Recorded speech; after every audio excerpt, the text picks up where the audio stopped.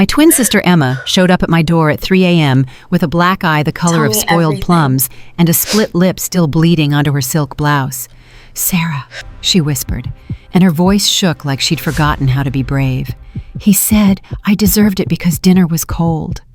I pulled her inside and something in my chest cracked open, something sharp and furious that had been waiting for permission to destroy. We were identical twins who'd spent our whole lives switching places to fool everyone. Now we were going to switch one last time, and her piece of shit husband Marcus was about to learn what happens when you hurt someone who has a twin with nothing left to lose. Let me tell you what identical twins can do that regular siblings can't. We don't just look alike. Same honey blonde hair, same green eyes that turn granite when we're angry, same scar above our right eyebrow from the bike accident when we were 7. We know each other's walk, talk, laugh the exact way our voices crack when we're about to cry. We've been fooling people since kindergarten. Teachers, boyfriends, our own parents sometimes. Emma got the kindness. I got the rage. And right now rage was exactly what we needed. I sat Emma at my kitchen table, her hands wrapped around a mug of tea she wouldn't drink knuckles white, like she was holding onto the only solid thing in her universe. Blood from her lip dripped into the chamomile. I watched it bloom red in the pale yellow and felt my heartbeat in my teeth. "Tell me everything," I said. "Every single thing. Don't leave anything out."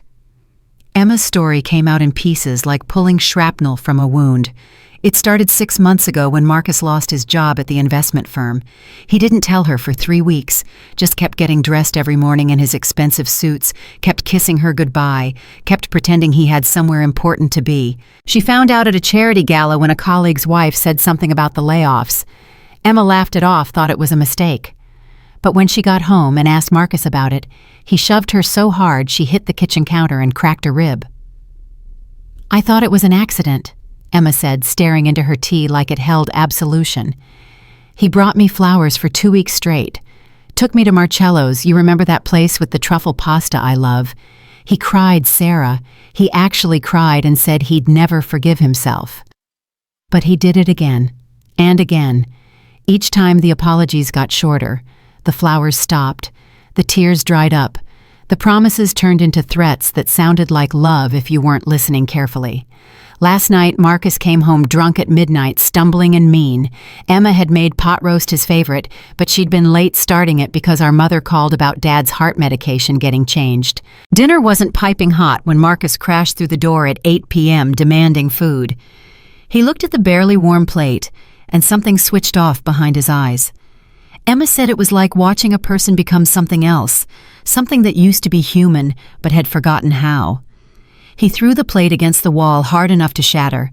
Ceramic and gravy and meat splattered like a crime scene. Then his fist connected with her face, and the world went sideways. "He kicked me," Emma whispered, touching her ribs where I could see the bruises blooming through her thin shirt. "Twice. Called me a useless bitch. Then he passed out on the couch like nothing happened." I stood up without saying a word. Walked to my bathroom and came back with hair dye scissors, makeup, everything we'd need. Emma looked at me like she couldn't quite process what she was seeing. "We're switching places," I said, and my voice came out flat and cold, the voice I used when I meant every syllable.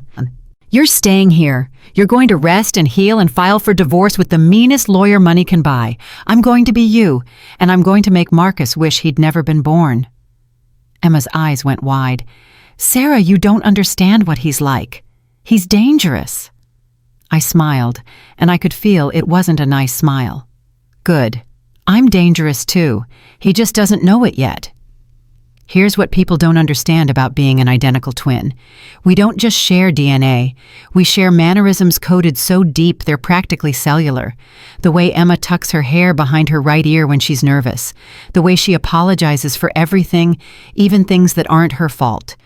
How her voice got quieter over the past year, smaller, like she was learning to take up less space.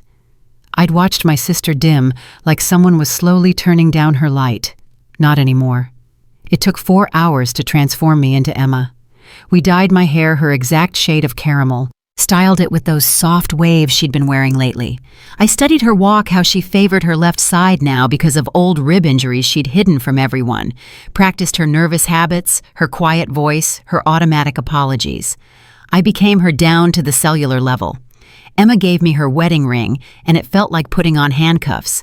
Her phone with Marcus's controlling texts lighting up every 20 minutes. Her keys to a house that should have been a home, but had become a cage. Her entire life gift wrapped in trauma. "His parents are coming Friday for dinner," Emma said softly. "They don't know he lost his job. He's been lying to everyone." Perfect. I smiled, and it probably looked like a knife. "What's their favorite meal?" "Martha loves my lasagna. Robert wants chocolate cake." Emma paused, watching me frost practice cake number 3. "Sarah, what are you going to do?" "I'm going to be the perfect wife," I said, sliding the ring onto my finger, "right up until the exact moment I'm not." I went back to Marcus at 6 a.m., letting myself in with Emma's keys. The house smelled like expensive failure. The broken plate was still on the floor, dried gravy making abstract art on the hardwood Marcus had insisted they couldn't afford, but bought anyway. He was snoring on the couch, 3 empty beer bottles on the coffee table smelling like whiskey and cologne and violence. I cleaned up the mess, made coffee strong and black, put on the makeup Emma had taught me, the kind that covers bruises and makes you look alive when you're dying inside. Then I sat at the kitchen table and waited. Marcus woke up at 9, stumbled into the kitchen, saw me sitting there. For one electric second I thought he knew, thought he could tell the difference. But then his face did this thing Emma had described, this shift from confusion to guilt to anger, like watching weather change in time-lapse. "Emma," he said, voice rough as gravel. "About last night, I was stressed." "I know," I said with Emma's soft, forgiving voice, the one that made my stomach turn because I knew she'd used it too many times to excuse the inexcusable. "I shouldn't have let dinner get cold. I'm sorry." Watch what happened in his eyes. Relief. Satisfaction, like he'd won something. He came over, kissed the top of my head like he was Prince Charming instead of a monster in a Brooks Brothers suit. "That's my girl," he said. "I knew you'd understand. Things have been difficult lately." Difficult. Like unemployment and abuse were weather patterns you couldn't control. "I'm making pancakes," I said. "Your favorite, with bacon." I watched him while I cooked. Really watched him for the first time. Marcus was handsome in that clean-cut trust fund way that made people assume he was successful. Sandy brown hair, blue eyes, strong jaw, the smile of someone who'd never been told no. He was wearing the Tag Heuer watch Emma bought him for their anniversary, the one that cost more than her car payment. He looked like success, like stability, like someone who had his shit together. He looked like a liar. "My parents are still coming Friday," Marcus said, scrolling through his phone like a CEO instead of an unemployed abuser. "I need the house perfect. Dad's been asking about the Henderson promotion, and I don't need extra stress." The Henderson promotion at the job he didn't have. The lies were so smooth they could have been rehearsed. "Of course," I said, sliding perfect golden pancakes onto his plate. "I'll make your mom's lasagna." "Good girl." He didn't look up. "Wear that blue dress. You've been letting yourself go." Emma was 5'6" and 125 pounds of perfection, but Marcus needed her to feel inadequate. That's how men like him work. They need you small and wrong and apologizing for existing.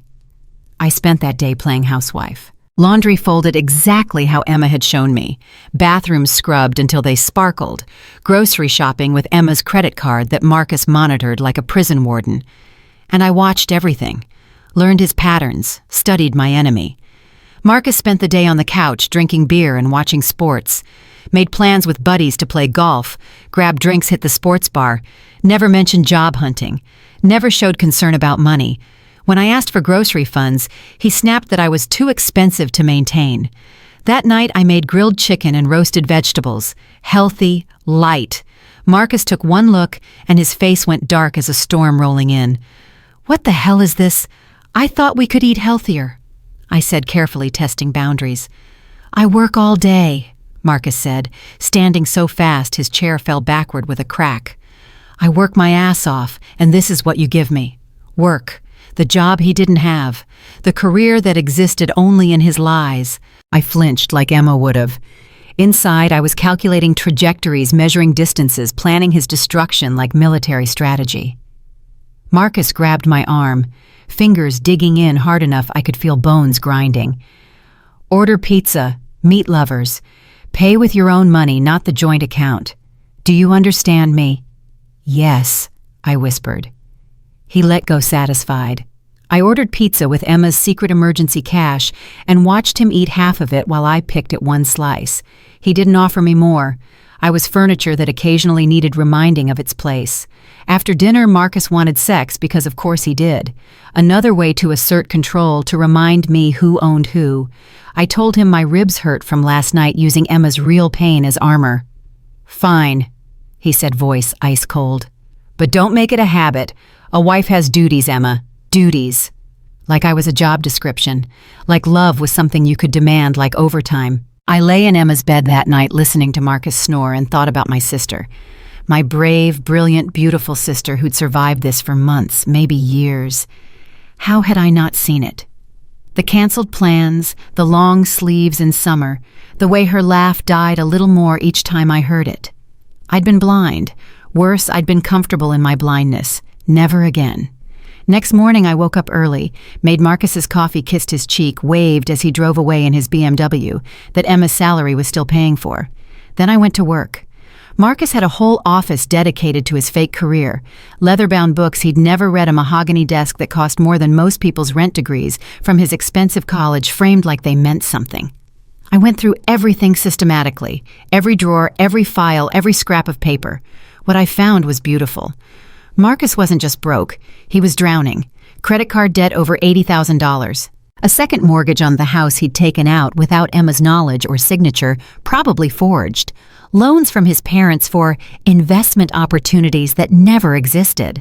Every financial decision he'd made in 6 months was a disaster wrapped in lies. But the really beautiful part, emails to someone named Jessica. Hundreds of them. The kind that made it very clear Marcus wasn't just an abusive husband. He was also a cheating one. I photographed everything. Every bank statement showing the money hemorrhaging. Every credit card bill.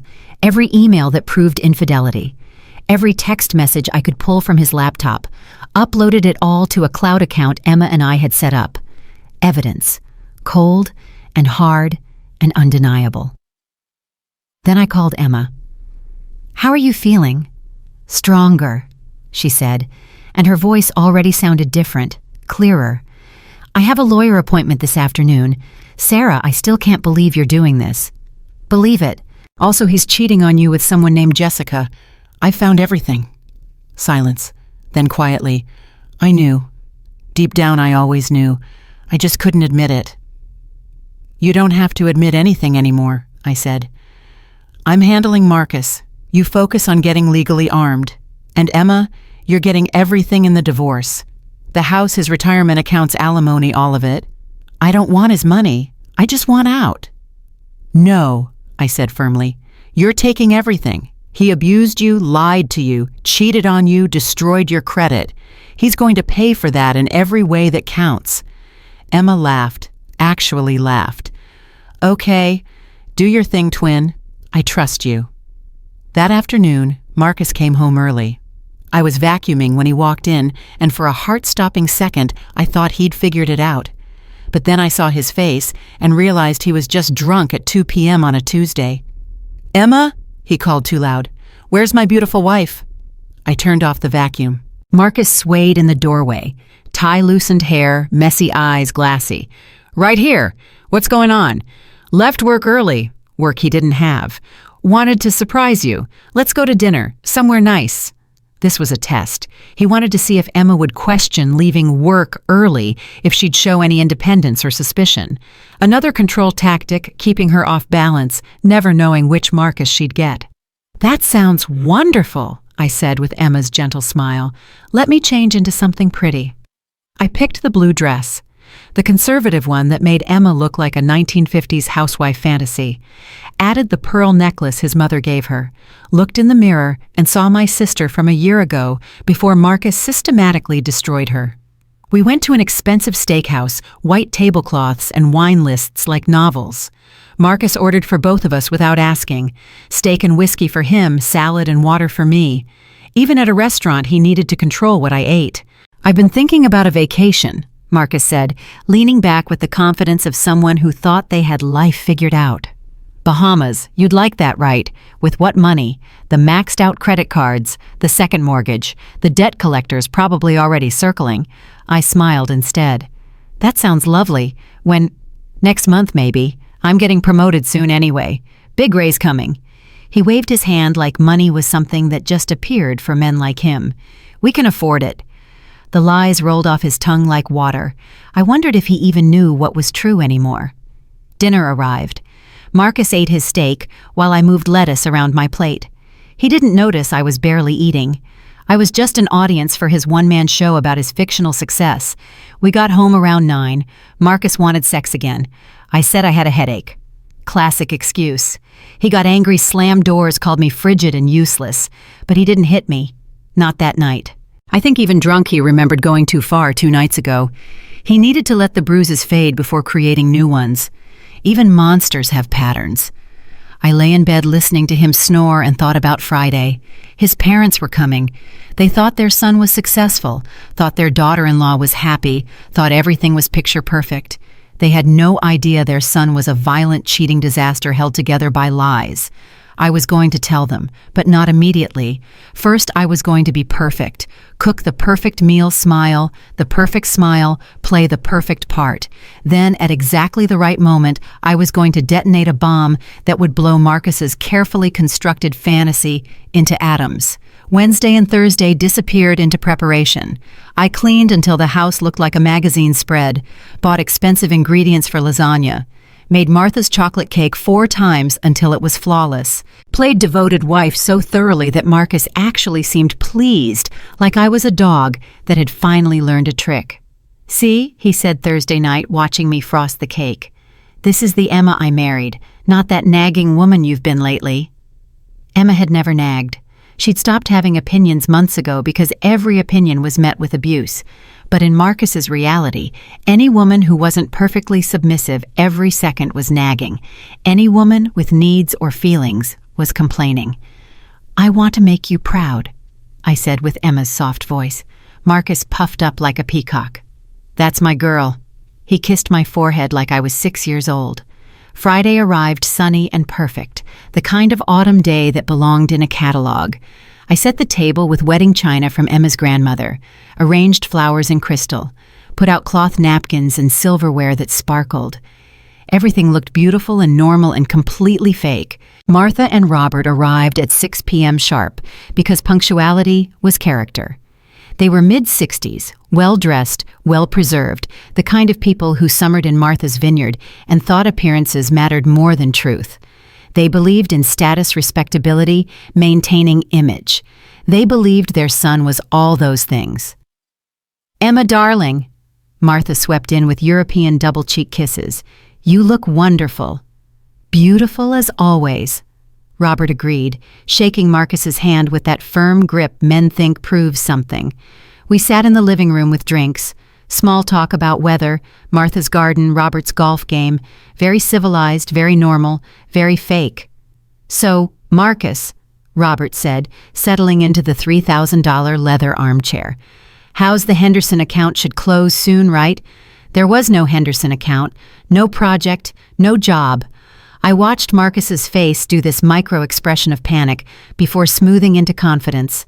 "Going great, Dad. Should close next quarter. Big commission coming." "That's my boy," Robert beamed with pride. "Always knew you'd make something of yourself." I served dinner. The lasagna looked professional, like something from the Food Network. Martha actually clapped. "Emma, this is absolutely divine." We ate. They complimented everything. Marcus told more lies about his fictional job, each one bigger than the last. I smiled and nodded and played perfect daughter-in-law. Brought out the chocolate cake for dessert, and Martha nearly cried, it was so good. "You're so lucky, Marcus," she said, touching my hand. "Emma is a treasure. I hope you appreciate her." "I do, Mom." Marcus looked at me with what probably passed for love in his twisted worldview. She's everything to me.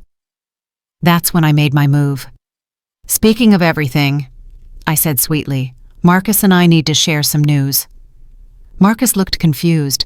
This wasn't scripted. We hadn't discussed sharing news. I could see him trying to figure out if he should play along or shut me down. We've been talking about starting a family, I said, watching everyone's faces light up with joy. But first, we wanted to be honest about something, about Marcus's job situation. The room went dead quiet. Marcus's face went white, then red, then purple. Emma, I think it's time for honesty. I continued, voice still sweet but with edges now, sharp edges. Marcus lost his job 6 months ago. He's been lying about going to work, lying about projects and promotions. He took out a second mortgage on our house without my knowledge or consent. He's run up over $80,000 in credit card debt, and he's been having an affair with a woman named Jessica. Martha gasped like I'd stabbed her. Robert stood up so fast his chair tipped backward. Marcus lunged toward me, and for one crystalline second I thought he was going to hit me right there in front of his parents. I was ready. I stepped back, pulled out my phone, hit play. Marcus's voice filled the room, crystal clear. That's what you get for letting dinner get cold, you useless bitch. Maybe next time you'll remember your place. Then sounds of hitting, of crying, of begging, of abuse recorded from Emma's phone over months of hell. His parents heard everything, every threat, every slap, every moment of terror. What? Martha's voice broke. Marcus, what is this? I don't know what she's... Marcus started, but I cut him off.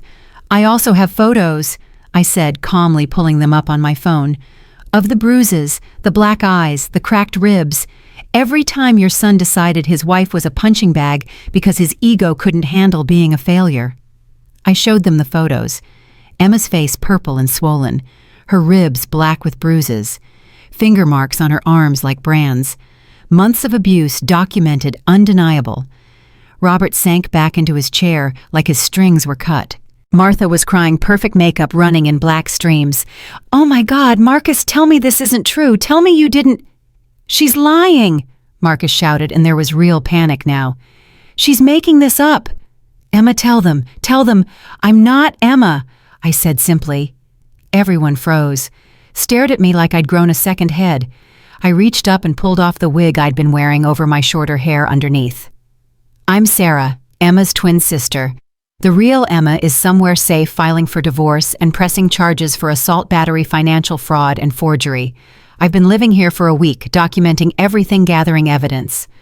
I smiled at Marcus, and it was all teeth. And now you know the truth about your son. The silence was so complete I could hear my own heartbeat.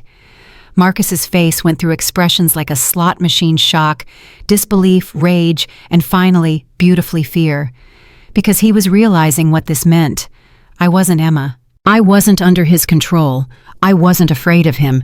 I had destroyed him with his own actions, his own words, his own violence. And there was nothing he could do about it. You bitch, Marcus whispered. Actually, I said I'm the bitch who's going to make sure you lose everything. The house is in Emma's name because your credit was already shit when you got married. The cars are in her name.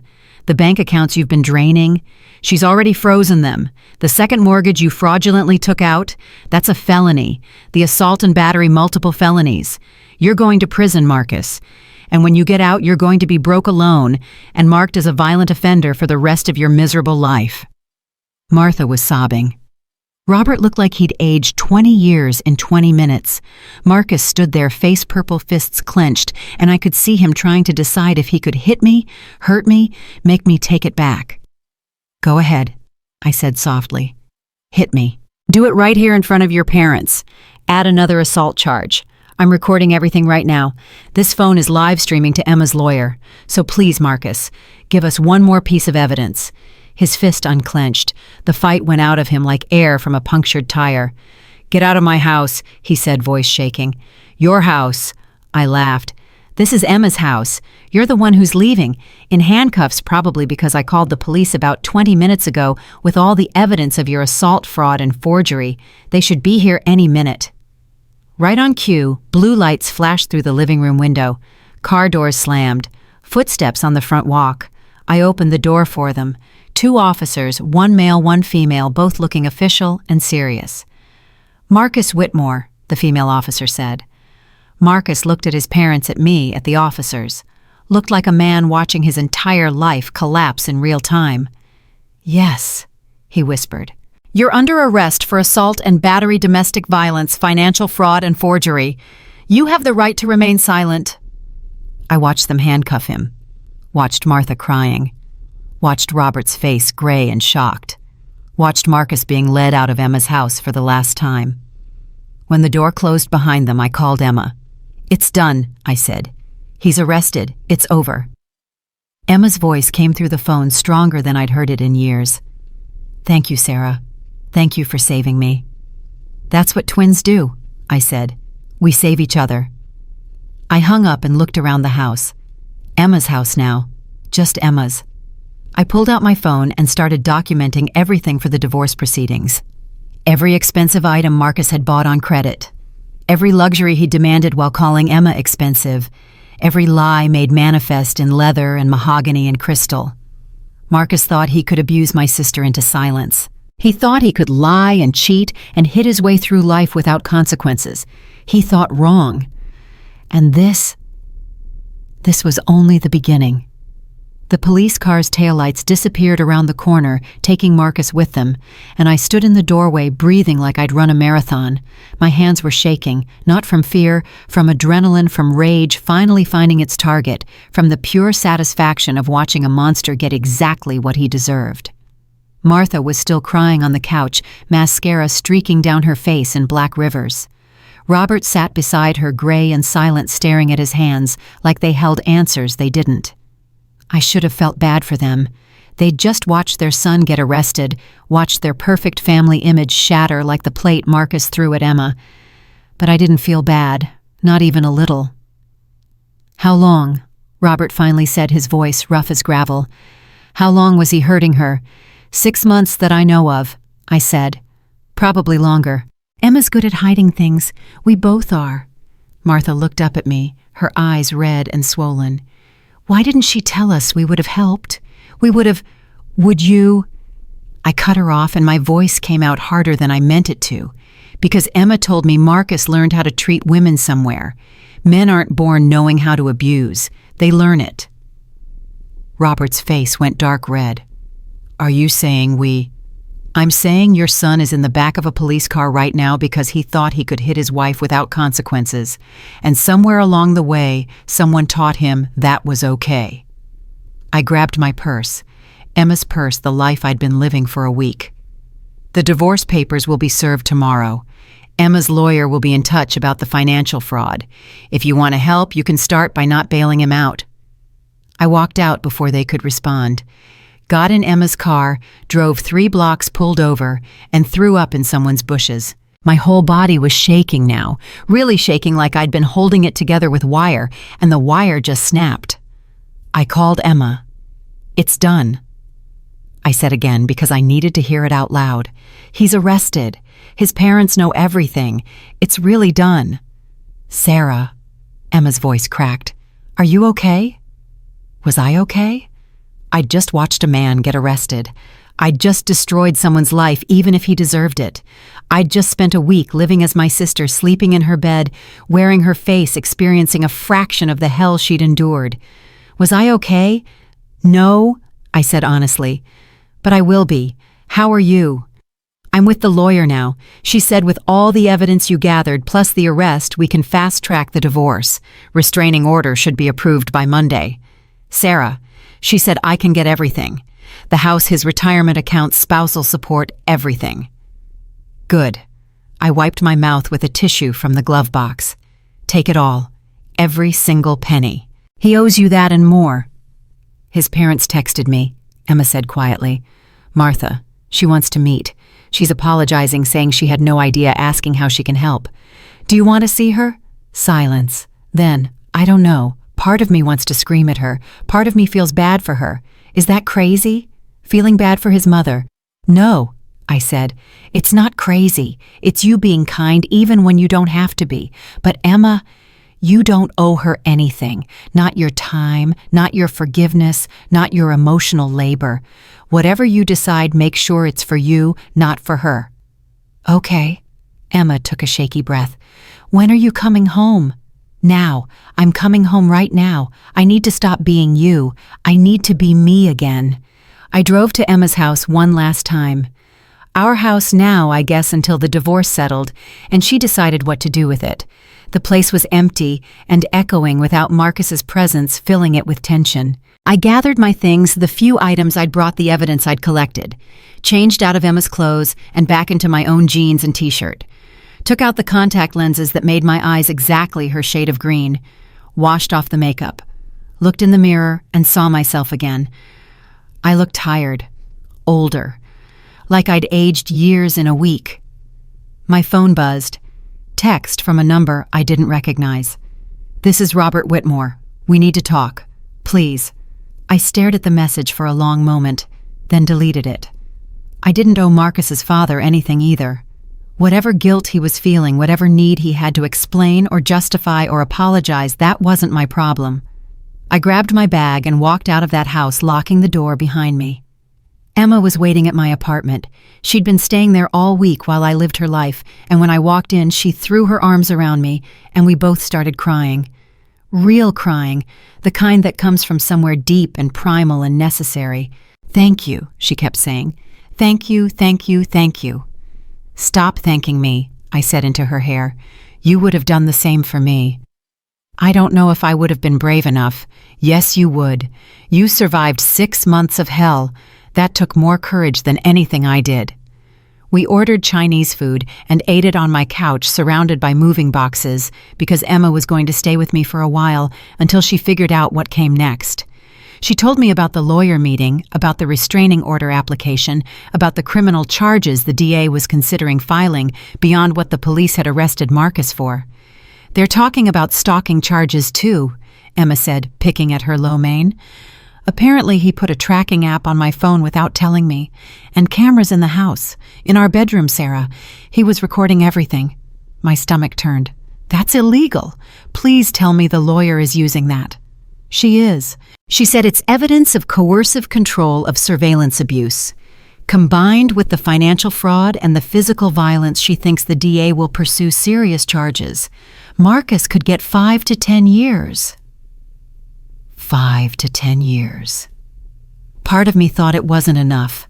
Another part of me thought about Martha's crying about Robert's gray face, about a family destroyed.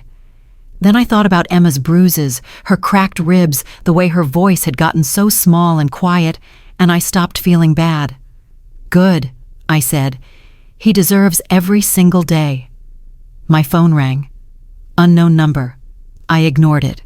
It rang again and again. Finally, I answered. What? Sarah. Marcus's voice and my whole body went cold. We need to talk. How are you calling me? Aren't you supposed to be in jail? My parents bailed me out.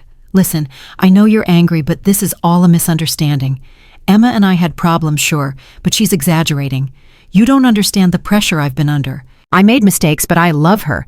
I just want to talk to her to explain. I hung up, immediately blocked the number, looked at Emma, who had gone pale. He's out, she whispered. Not for long. I'm calling your lawyer right now.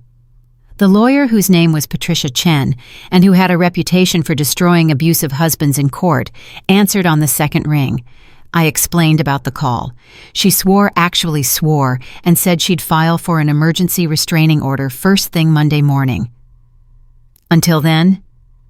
Patricia said, her voice hard as steel. Emma stays with you. Doors locked. If he shows up, call 911 immediately. Do not engage with him. Do not answer calls or texts. If he violates bail conditions by contacting her, they'll revoke it and he goes back to jail. We spent the weekend in my apartment with the doors locked and the curtains drawn, jumping at every sound. Emma couldn't sleep. Neither could I. We watched movies we didn't pay attention to, ordered delivery, we barely ate, and tried to pretend everything was fine when nothing was fine. Sunday afternoon, Emma's phone rang. Her mother. She answered on speaker. "Emma, honey." Her mother's voice was tight with stress. "Martha Whitmore just called me. She wants to meet with you. She's very upset, says she had no idea what Marcus was doing, wants to make things right." "I don't want to see her," Emma said quietly. "Not yet. Maybe not ever." She sounded genuine sweetheart. She was crying. She said she'd believe her son was perfect, that she feels terrible. "Mom," Emma's voice got stronger, "I don't care how she feels. I care about how I feel. And right now, I feel like I barely survived being married to her son. So no, I'm not meeting with her to make her feel better about raising a monster." Silence on the other end. Then, Okay, you're right. I'm sorry. I just thought, everyone keeps thinking they know what I need," Emma said, and there were tears in her voice now. "What I need is for people to stop asking me to make this easier for everyone else. Marcus hurt me. His mother didn't protect me. I don't owe either of them anything." "You're right. I'm sorry, baby. What do you need from me?" "Nothing. Just believe me. Just support me. That's all." After she hung up, Emma looked at me with eyes that were simultaneously harder and more vulnerable than I'd ever seen them. "Was I too harsh?" "No," I said. "You were exactly harsh enough." Monday morning, Patricia filed the emergency restraining order, and it was approved by noon. Marcus was ordered to stay at least 500 feet away from Emma, from me, from our workplaces, from anywhere we might be. Violation would result in immediate arrest. Patricia also filed a motion to freeze all joint assets to prevent Marcus from draining accounts or hiding money before the divorce finalized. "He's not going to take this well," Patricia warned us in her office, which smelled like expensive coffee and had framed law degrees covering every wall. "Men like Marcus, when they lose control, they escalate. Be vigilant. Document everything. Any contact, any drive-by, any attempt to reach you through mutual friends, you tell me immediately." "What about his job search?" I asked. "Can he claim unemployment? Will that affect the spousal support?" Patricia smiled, and it wasn't a nice smile. "He can claim unemployment. But given that he was fired for cause, which I confirmed with his former employer, and given that he's now facing multiple felony charges, his employment prospects are essentially zero. The court will impute income based on his earning potential, and Emma will receive spousal support accordingly. He destroyed his own life. We're just making sure Emma doesn't go down with him." That week, things happened fast. Marcus tried to access the joint bank accounts and found them frozen. He tried to go to the house and was turned away by the locks Emma had changed. He tried to call Emma from different numbers, and she didn't answer. He showed up at her work, a medical clinic, where she worked as a nurse practitioner, and security escorted him off the property. Each violation was documented, photographed, reported to the police. By Friday, Marcus was arrested again for violating the restraining order. This time the bail was set higher. This time his parents didn't pay it immediately. I knew, because Martha called me crying. "Please," she begged, "please tell Emma I'm so sorry. I didn't raise him to be like this. I don't know what happened to my son." "Your son is the same person he's always been," I said, not unkindly. "You just didn't want to see it." How many times did Emma show up to family dinners with bruises? How many times did she cancel plans? How many times did Marcus speak to her like she was worthless and you said nothing? I thought that was just how they were together. I thought it was normal marriage stress. I didn't know. You didn't want to know. There's a difference. Martha was crying harder now. "What can I do? How can I help?" "Testify against him. When the trial happens, tell the truth about what you saw that night at dinner. Don't protect him because he's your son. Protect Emma because she deserves it." "I will. I promise I will." I hung up and wasn't sure if I believed her. Parents have a way of protecting their children, even when their children don't deserve protection. But maybe Martha would surprise me. People occasionally did. The divorce moved forward with the speed of a freight train. Patricia was filing motions faster than Marcus's lawyer, a sleazy guy named Dave Peterson, who specialized in defending abusers and barely hid his contempt for women, could respond to them. The house was awarded to Emma pending final divorce decree. The cars were Emma's. The retirement accounts were frozen pending asset division. Marcus was ordered to pay temporary spousal support of $3,000 a month, which he couldn't afford because he didn't have a job. "He's going to go bankrupt," Patricia said matter-of-factly during one of our meetings. "The legal fees alone will destroy him. The spousal support he can't pay will rack up debt. The criminal charges will likely result in prison time. By the time this is over, Marcus Whitmore will have nothing."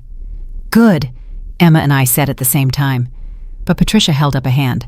"I need you both to understand something. When men like Marcus lose everything, they become dangerous. Statistically, the most dangerous time for a domestic violence victim is when they leave. Marcus has lost his freedom, his money, his reputation, his marriage. He has nothing left to lose. That makes him unpredictable." "What are you saying?" Emma asked. "I'm saying be careful, extremely careful. Vary your routines. Check your cars before you get in them. Be aware of your surroundings. Consider a security system.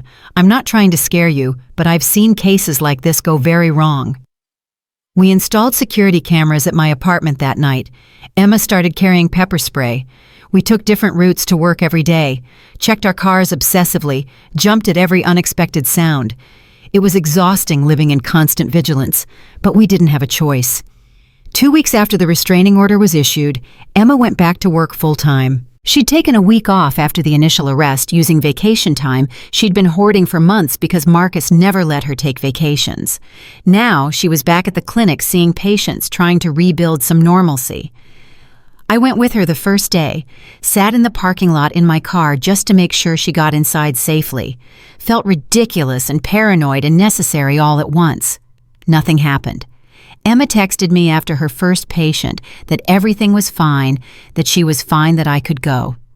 I went to work at my own job, graphic design, at a small firm downtown that was understanding about my needing flexibility the past few weeks.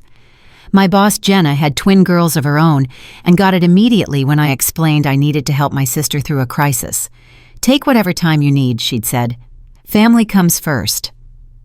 Now I was trying to catch up on projects I'd neglected while living Emma's life.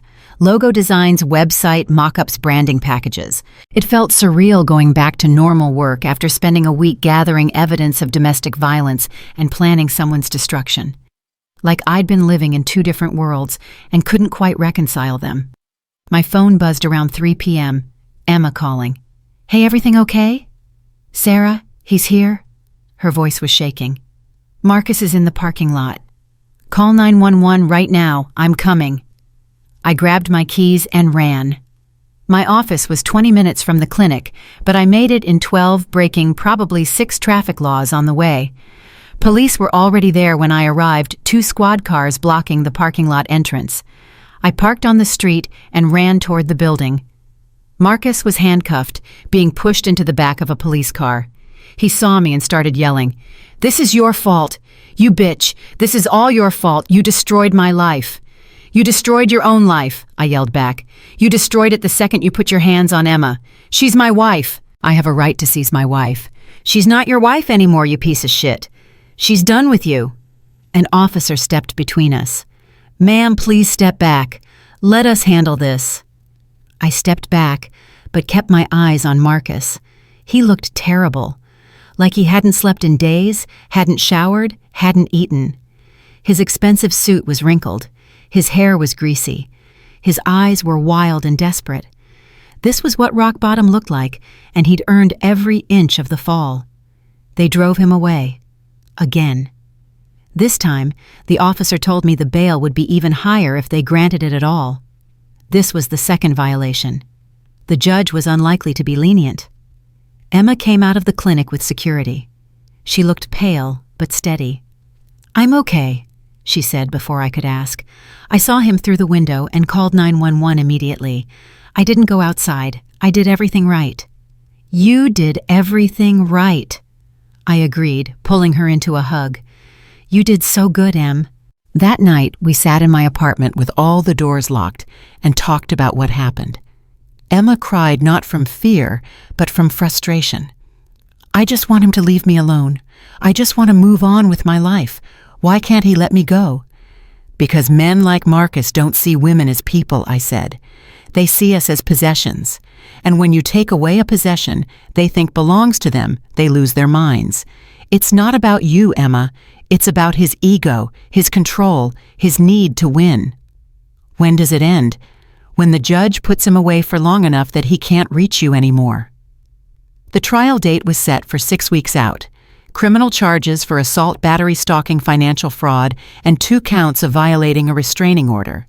Patricia said the prosecution had a strong case that with all the evidence we'd gathered, plus the documented violations, conviction was almost certain. Almost isn't certain, Emma said. No, Patricia agreed. But it's as close as we're going to get. The only wild card is if Marcus takes a plea deal. Would he do that? I asked. Maybe. If his lawyer has any sense, he'll advise Marcus to plead guilty in exchange for reduced sentencing.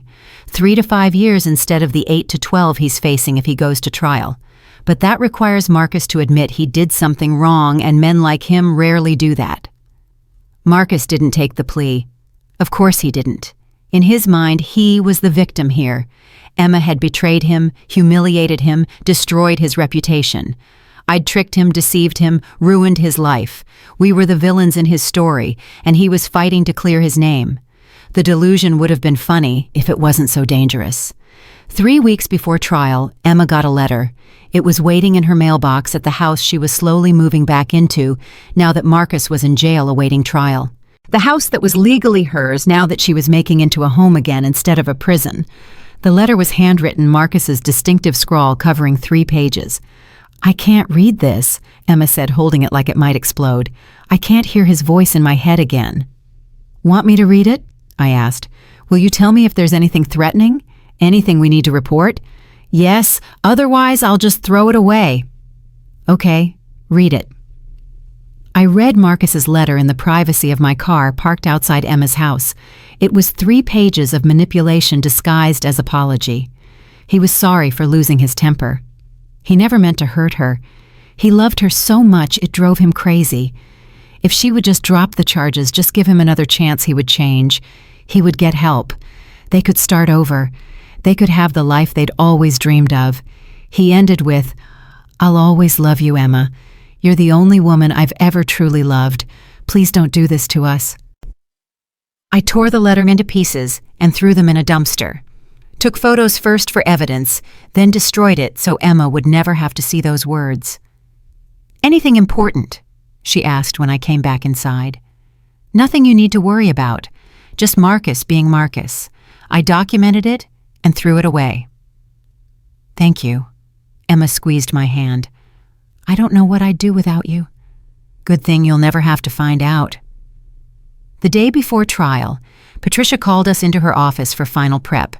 She had a stack of files 6 inches thick, every piece of evidence organized and labeled. Photos of Emma's injuries, bank statements showing Marcus's fraud, emails to Jessica proving infidelity, recording of his abuse, police reports documenting the restraining order violations. The prosecution has everything they need, Patricia said. Your job tomorrow is to tell the truth. Emma, you'll testify about the abuse. Sarah, you'll testify about what you witnessed and about the evidence you gathered while posing as Emma. The defense will try to discredit you both. They'll say Emma is lying for money. They'll say Sarah is biased because you're sisters. Don't let them rattle you. Just tell the truth calmly and clearly. What if I break down? Emma asked. What if I start crying? Then you cry, Patricia said simply. The jury should see what this did to you. Don't hide your pain. It's not weakness, it's evidence. That night, neither of us slept. We sat up watching the sunrise, drinking coffee that tasted like anxiety, trying to prepare ourselves for what came next. The courthouse was downtown, all marble and glass, and the weight of justice that sometimes worked and sometimes didn't. We walked in together, Emma and I, holding hands like we used to when we were kids, and scared of the dark. Marcus was already there with his lawyer sitting at the defense table, looking like he'd lost 20 pounds and aged 10 years. He looked at Emma, and there was something in his eyes that made my blood run cold. Not anger, not remorse. Something emptier, something that understood he'd lost everything and wanted to take something with him on the way down. The trial lasted 3 days. Emma testified first, walking the jury through their relationship. How Marcus changed after he lost his job, how the verbal abuse became physical, how she'd been terrified for months, trapped in her own home, afraid to leave because he'd threatened to kill her if she ever tried. He said if I divorced him, he'd make sure I regretted it. Emma testified, her voice steady, despite the tears streaming down her face. He said he'd destroy my reputation, make sure I never worked as a nurse again. He said he'd rather see me dead than with someone else. The jury listened in silence. I watched their faces and saw belief, saw compassion, saw anger at what Marcus had done. Marcus's lawyer tried to discredit Emma on cross-examination, suggested she was exaggerating, pointed out she never called the police until after the twin scheme, as he called it, implied she was motivated by money and revenge rather than genuine fear. Emma didn't break. She answered every question calmly. I didn't call the police because I was afraid he'd kill me. That's what domestic violence does. It makes you too terrified to ask for help. I testified next. Walked the jury through the decision to switch places the week I spent gathering evidence, the dinner where I revealed the truth. Marcus's lawyer tried to suggest I'd entrapped Marcus, that I'd provoked him, that my entire plan was illegal. Patricia objected before I could respond. Your Honor, the defense is not on trial here. Sarah Whitmore broke no laws. Marcus Whitmore broke multiple laws. That's why we're here. The judge sustained the objection. I continued my testimony. The prosecution called other witnesses too. The police officers who arrested Marcus, Emma's doctor who treated her injuries, Marcus's former colleague who confirmed he'd been fired, Martha Whitmore, who testified about what she witnessed at the dinner, her voice breaking as she described hearing her son's abuse on that recording. I didn't want to believe my son could do something like that, Martha said on the stand. But I heard it. I saw the photos. I can't deny what he did, no matter how much I wish I could. Marcus watched his mother testify against him with a face like stone. When she stepped down, she didn't look at him. The defense called Marcus to the stand. He denied everything. Said Emma was lying, that she'd injured herself to frame him. Said I'd manipulated everything. Said he was the real victim of a conspiracy between vindictive women who wanted to destroy him for leaving his job. It was delusional. It was desperate. It was pathetic. The jury deliberated for 4 hours. When they came back, the forewoman stood and read the verdict. Guilty on all counts. Emma grabbed my hand so hard I thought she might break it. Marcus dropped his head into his hands. His lawyer looked resigned. The judge set sentencing for 2 weeks out. We walked out of that courthouse into bright sunshine, and Emma started laughing. Not hysterical laughter, real, genuine, relieved laughter. It's over. It's really over. It's really over. I agreed. 2 weeks later, Marcus was sentenced to 8 years in prison. With good behavior, he might serve 6. The judge also issued a permanent restraining order, meaning Marcus could never contact Emma again even after his release. You systematically terrorized your wife, the judge said to Marcus. You abused her physically, emotionally, and financially. You violated multiple court orders. You showed no remorse, no accountability, no recognition of the harm you caused. The court has no choice but to impose the maximum sentence. Marcus was led away in handcuffs. He didn't look at Emma, didn't look at anyone, just stared straight ahead like none of this was real. But it was real. It was finally beautifully real. Outside the courthouse, reporters were waiting like vultures. Emma's case had gotten media attention, one of those stories that went viral because it had everything people loved to watch: abuse deception twins, switching places, justice served. We pushed through them without commenting, Patricia running interference like a professional bodyguard.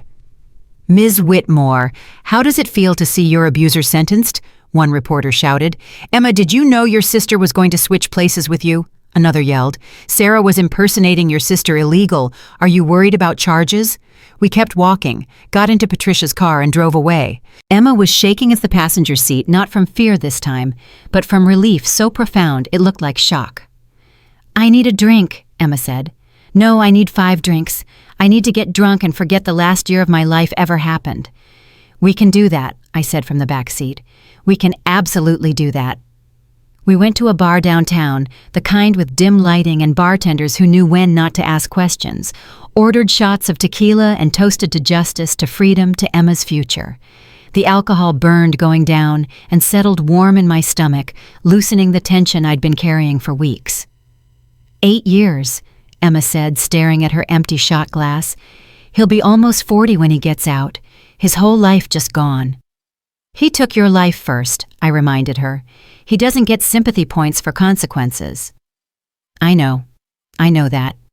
It's just weird. I spent 5 years married to him, 5 years thinking I knew him, and I didn't know him at all. You knew who he pretended to be, Patricia said, sipping her whiskey neat like a woman who'd seen too much to be surprised by anything. That's different. The real Marcus, the one who could hit you and feel justified that person was always there. He just hid it well until he didn't need to anymore. Emma ordered another shot. His mother called me yesterday, left a voicemail. She wants to meet for coffee, wants to apologize in person. Should I? Do you want to? I asked. I don't know. Part of me thinks she deserves to wallow in her guilt alone. Part of me feels bad because she lost her son today too, even if he deserved to be lost. You don't owe her closure, Patricia said. You don't owe her forgiveness. If you meet with her, make sure it's because you want to, not because you feel obligated. I'll think about it, Emma said, but I could tell she'd already made up her mind. Emma was kind even when she shouldn't be. It was her best quality and her most dangerous one. We got drunk that night, really drunk. The kind of drunk where everything is hilarious and profound and you tell truths you usually keep buried. Emma cried and laughed sometimes in the same breath. Patricia told us stories about other cases, other women she'd helped, other monsters she'd taken down. I felt something loosening in my chest, something that had been clenched tight since Emma showed up at my door with a black eye. I was so scared, Emma admitted around midnight, her words slurring slightly. When you told me you were going to switch places with me, I was terrified. I thought he'd kill you. I thought I'd lose my sister because I was too weak to leave him myself. You weren't weak, I said fiercely. Staying with an abuser doesn't make you weak. It makes you a survivor. You did what you had to do to stay alive until you could get out safely. Sarah's right, Patricia added. The average domestic violence victim leaves 7 times before they leave permanently. Statistically, you were still in the early stages. You left the second you had help. That's not weakness. That's strength. Emma wiped her eyes with the back of her hand, mascara smearing. I'm never letting anyone make me feel small again. Never. I don't care how much they say they love me or how sorry they are. First sign of control, first red flag, I'm gone. Good, I said. That's exactly right. We stumbled back to my apartment around 2 a.m. Emma passed out on the couch, still wearing her courthouse clothes. I threw a blanket over her and went to my own bed, but sleep wouldn't come. I kept replaying the trial in my head. Marcus's face when the guilty verdict was read. The sound of handcuffs clicking shut. The way Emma had laughed in the sunshine afterward, like she'd forgotten how. My phone buzzed. Text from an unknown number. I almost didn't open it, assuming it was another reporter who'd somehow gotten my number, but something made me look. You think you've won. You haven't. I'll get out eventually, and when I do, you'll both pay for what you did to me. Marcus. It had to be Marcus somehow texting from jail. I screenshotted it immediately and forwarded it to Patricia with a message. He's still making threats. She responded within minutes despite the late hour. Forwarding to prosecutor and prison officials. This will add time to his sentence for witness intimidation. Save everything. Document everything. He's digging his own grave deeper. I should have felt afraid. Instead, I felt angry. Even behind bars, even convicted and sentenced, Marcus still thought he had power over us, still thought he could terrorize Emma into submission. The delusion was almost impressive in its completeness. I didn't tell Emma about the text. She was finally sleeping peacefully, finally free of the constant hypervigilance that comes with being someone's target. I'd handle Marcus's threats. That's what sisters did. Morning came with hangovers and sunlight too bright for human eyes. Emma groaned from the couch. Why did we do that? Why did I think drinking was a good idea? Because yesterday was traumatic and alcohol is a traditional, if inadvisable, coping mechanism, I said, handing her coffee and aspirin. Also, you deserve to celebrate. I feel like death. You look like death. It's very on brand for the morning after your abuser was sentenced to prison. Emma laughed despite herself, then winced and held her head.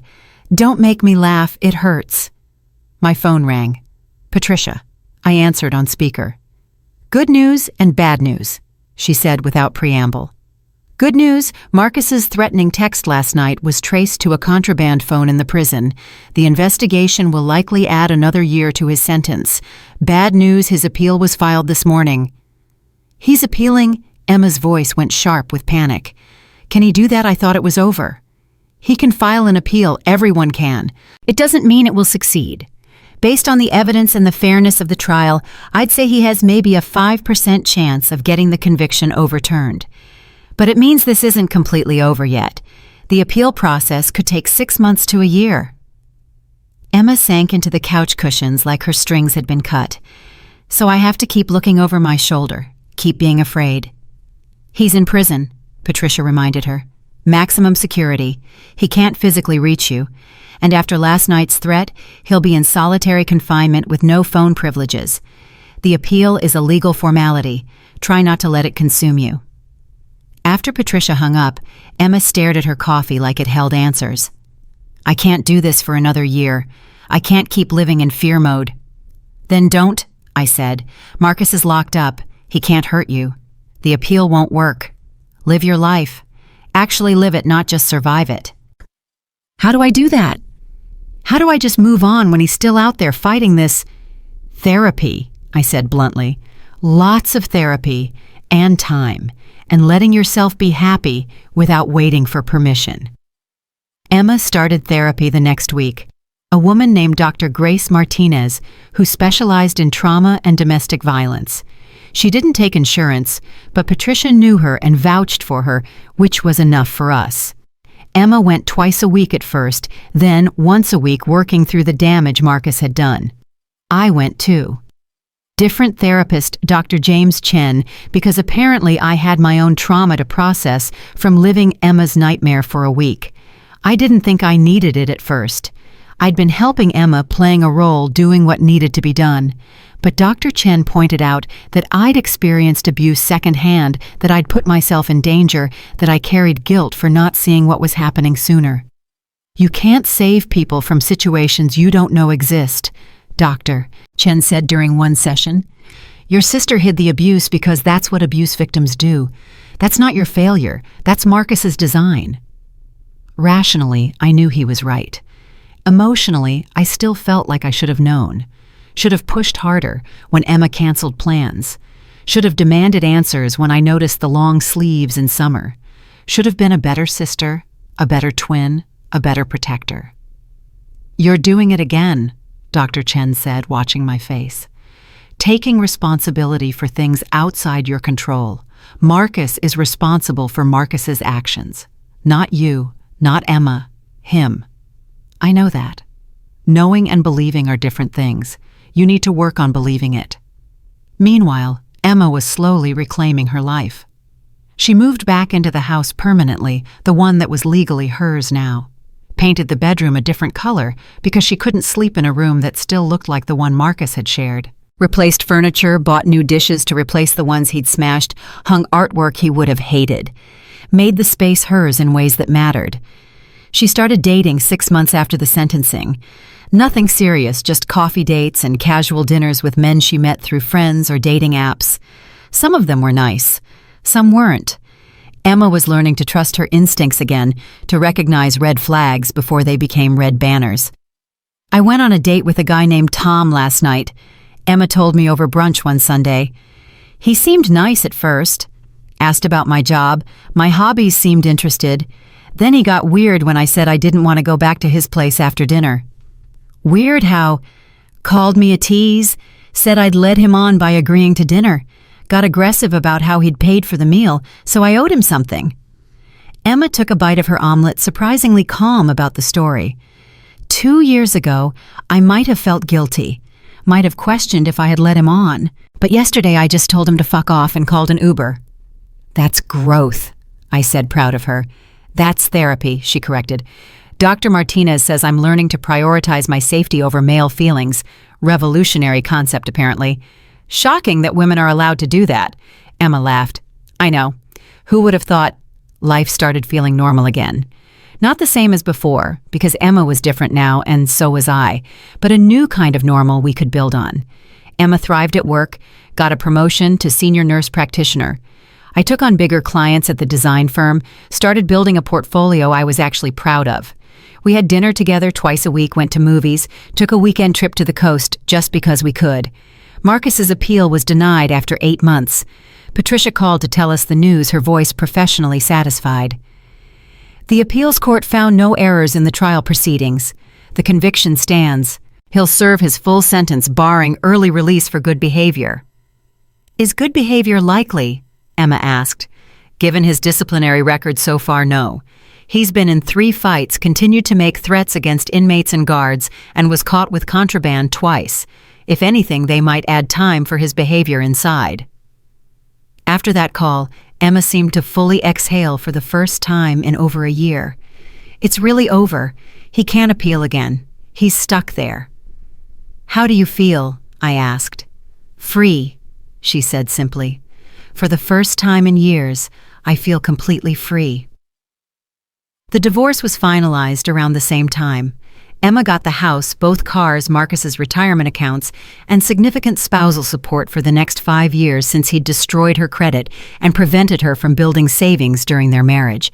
Marcus's lawyer tried to fight it, but Patricia dismantled every argument with the precision of a surgeon removing a tumor. Your client committed financial fraud, domestic violence, and systematic abuse, Patricia said in court.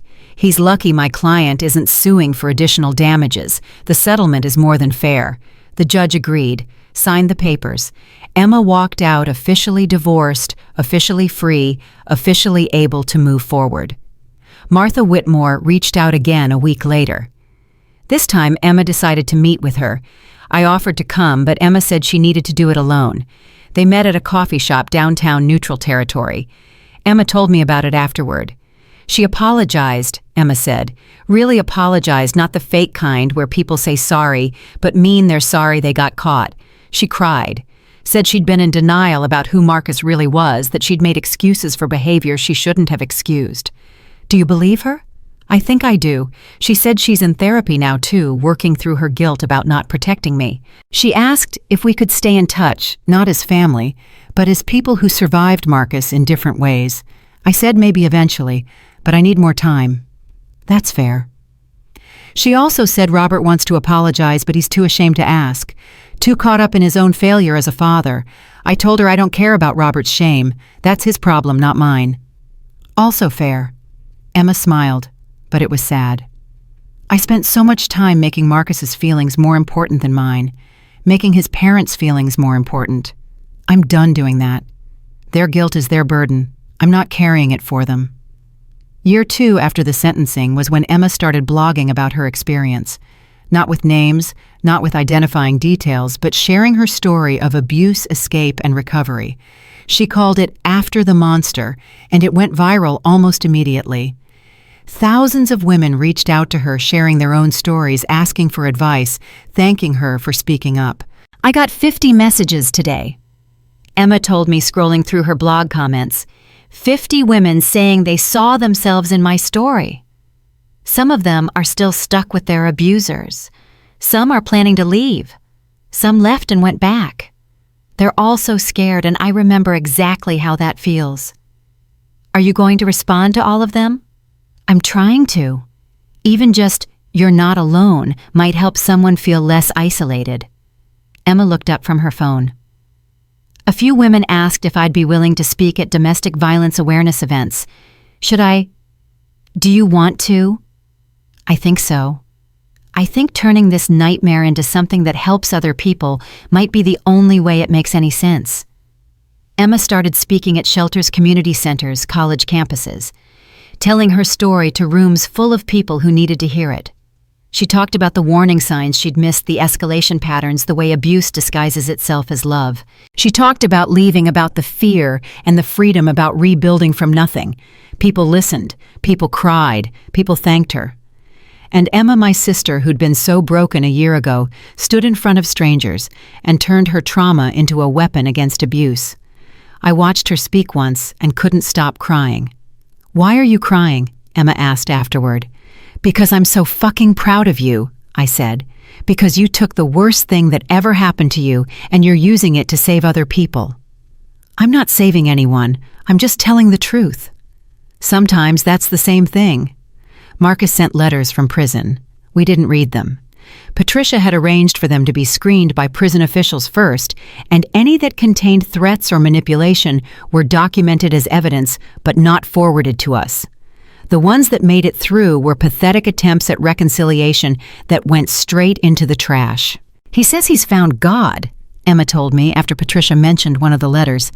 "Says he's a changed man, that prison has given him perspective. Wants me to visit him so he can apologize in person." "Absolutely not," I said immediately. "I know, I'm not going. But it's weird, right? That he thinks I'd ever want to see him again, that I'd believe he's changed after a year in prison." "Abusers always think their victims will come back," Patricia had explained when we asked her about it.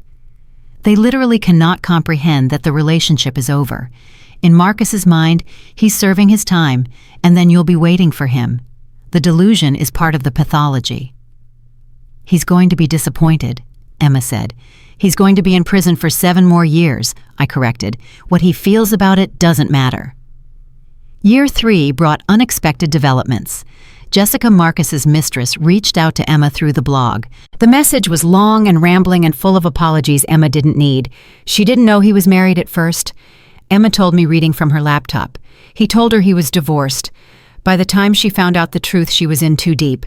She says he was controlling with her too, would get angry if she didn't respond to texts fast enough, would show up at her work unannounced. She broke up with him a week before his arrest. "Does she want something from you?" "She wants to apologize. Wants me to know she had no idea what he was doing to me. She saw the news coverage of the trial and felt sick." "Are you going to respond?" Emma thought about it for a long moment. "I don't know. Part of me is angry at her for sleeping with my husband. Part of me recognizes she was another one of his victims. He lied to her too, manipulated her too." "You don't owe her forgiveness," I said. "I know, but maybe I'll respond anyway. Not for her, for me, to close that loop." Emma wrote back to Jessica. They exchanged a few emails. Never met in person, never became friends, but found a strange kind of peace in recognizing they'd both been damaged by the same man. Jessica was in therapy too, working through her own trauma from the relationship. She asked Emma how she'd found the strength to leave, and Emma told her the truth. "I had help," Emma wrote. "I had my sister. I had a good lawyer. I had resources and support. If I'd been alone, I don't know if I could have done it. Don't beat yourself up for staying as long as you did. Leaving is hard. Sometimes it's the hardest thing you'll ever do." Meanwhile, my own life was moving forward too. I'd started dating someone, a woman named Rebecca, who worked in tech and didn't mind that my twin sister took up a lot of my time and emotional energy. Rebecca was patient and kind and didn't try to fix things, just supported me through the ongoing fallout of Emma's case. "Your family is intense," Rebecca said after meeting Emma for the first time. "That's one word for it," I agreed. "I like her. She's strong. You both are. We're trying to be." Rebecca kissed me softly. "You're succeeding." Year 4 was quieter. Marcus was denied parole at his first hearing. The parole board cited his disciplinary record, his lack of remorse, and the severity of his crimes. He'd serve at least 2 more years before being eligible again. Emma had stopped checking on his status obsessively by then. She'd built a life that didn't revolve around him or what he'd done to her. She had a serious boyfriend now, a teacher named David, who was gentle and patient and everything Marcus hadn't been. David knew about her past. Emma told him on their 3rd date, wanting to be upfront about her trauma and her triggers. "I appreciate you telling me," David had said. And I want you to know you set the pace, whatever you're comfortable with whenever you're ready. I'm not going anywhere. I met David a month into their relationship, interrogated him probably harder than I should have, but I didn't care. Emma had been hurt enough. If this guy was going to be in her life, he needed to understand what that meant. I know what she went through, David said calmly when I asked him directly if he understood what he was getting into. I read her blog before I asked her out. I know she's in recovery from trauma. I'm not going to hurt her. Everyone says that. Not everyone means it. I do. I watched him with Emma over the following months. Watched how he never raised his voice, never crowded her space, never pushed when she wasn't ready. Watched how he asked permission before touching her, respected her boundaries without making her feel broken. Watched my sister learn to trust again. I think I love him, Emma told me one night. Is that crazy? Is it too soon? It's been 1.5 years since you met him, I pointed out. That's not too soon. It's only been 4 years since Marcus. What if I'm not healed enough?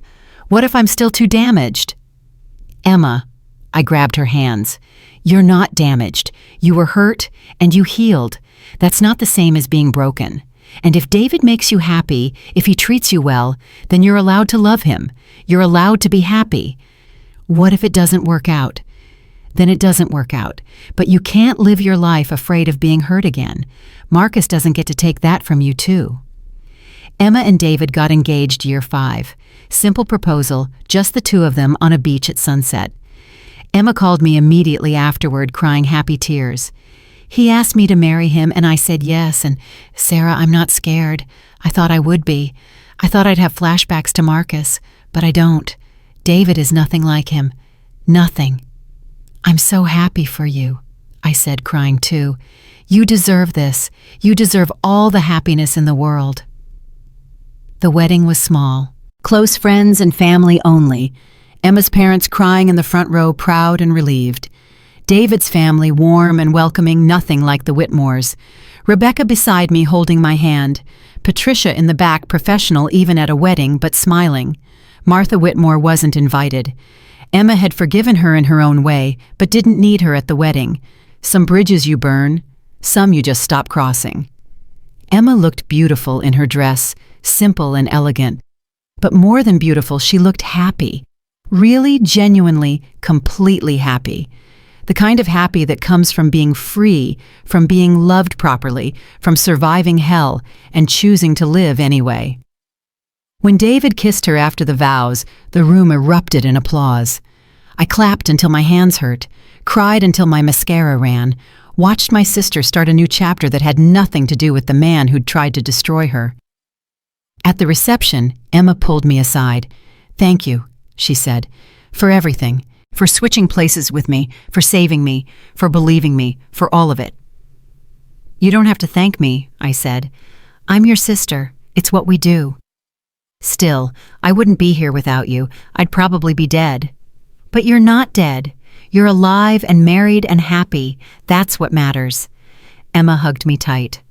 "I love you, twin." "I love you too." Later that night, after the wedding, after the celebration, after Emma and David left for their honeymoon, I got a notification on my phone. Email from the prison system. Marcus had been denied parole again, would serve his full sentence. Earliest release date 3 more years. I deleted the notification. Didn't tell Emma. It was her wedding night. She didn't need to think about him. He'd taken enough of her time, her peace, her life. He didn't get to take this too. 3 years later, as Marcus's release date approached, Emma was pregnant with her first child, a girl. They were going to name her Grace, after the therapist who'd helped Emma heal. "Are you worried?" I asked her during one of our weekly dinners. "About him getting out?" Emma touched her growing belly, protective and sure. "No. He's been in prison for 8 years. I've been free for 8 years. I've built a whole life he knows nothing about. He can't touch me anymore. And if he tries, I'll destroy him again." "That's my twin," I said, proud. "Besides," Emma continued, "Patricia got the restraining order extended permanently. If he comes within 1,000 feet of me, David or our daughter, he goes back to prison. He's not stupid enough to violate that. He knows he lost." Marcus was released on a Tuesday in October. Emma didn't acknowledge it, didn't check the news, didn't look at her phone, didn't change her routine. She went to work, came home to David, made dinner, watched television, lived her life like Marcus didn't exist, because for her, he didn't. He was a chapter she'd closed, a nightmare she'd survived, a lesson she'd learned. But he wasn't her present, he wasn't her future, he was nothing. I was more vigilant, checked the notifications, tracked his release, made sure Emma's security system was updated, called Patricia to confirm the restraining order was active and enforceable. Didn't tell Emma I was doing any of it because she didn't need the stress. A week after his release, Marcus violated parole by leaving the county he was assigned to, was arrested again within 24 hours, sent back to prison for 2 more years. He never learns, Patricia said when she called to tell me. Men like him never do. They think rules don't apply to them right up until they're back in handcuffs. Good, I said. Let him rot. Emma's daughter was born healthy and beautiful. Grace had Emma's green eyes and David's dark hair and her own perfect little personality. Emma was a natural mother, gentle and loving and protective in all the right ways. I'm going to raise her to be strong. Emma told me, holding Grace while I took approximately 800 photos.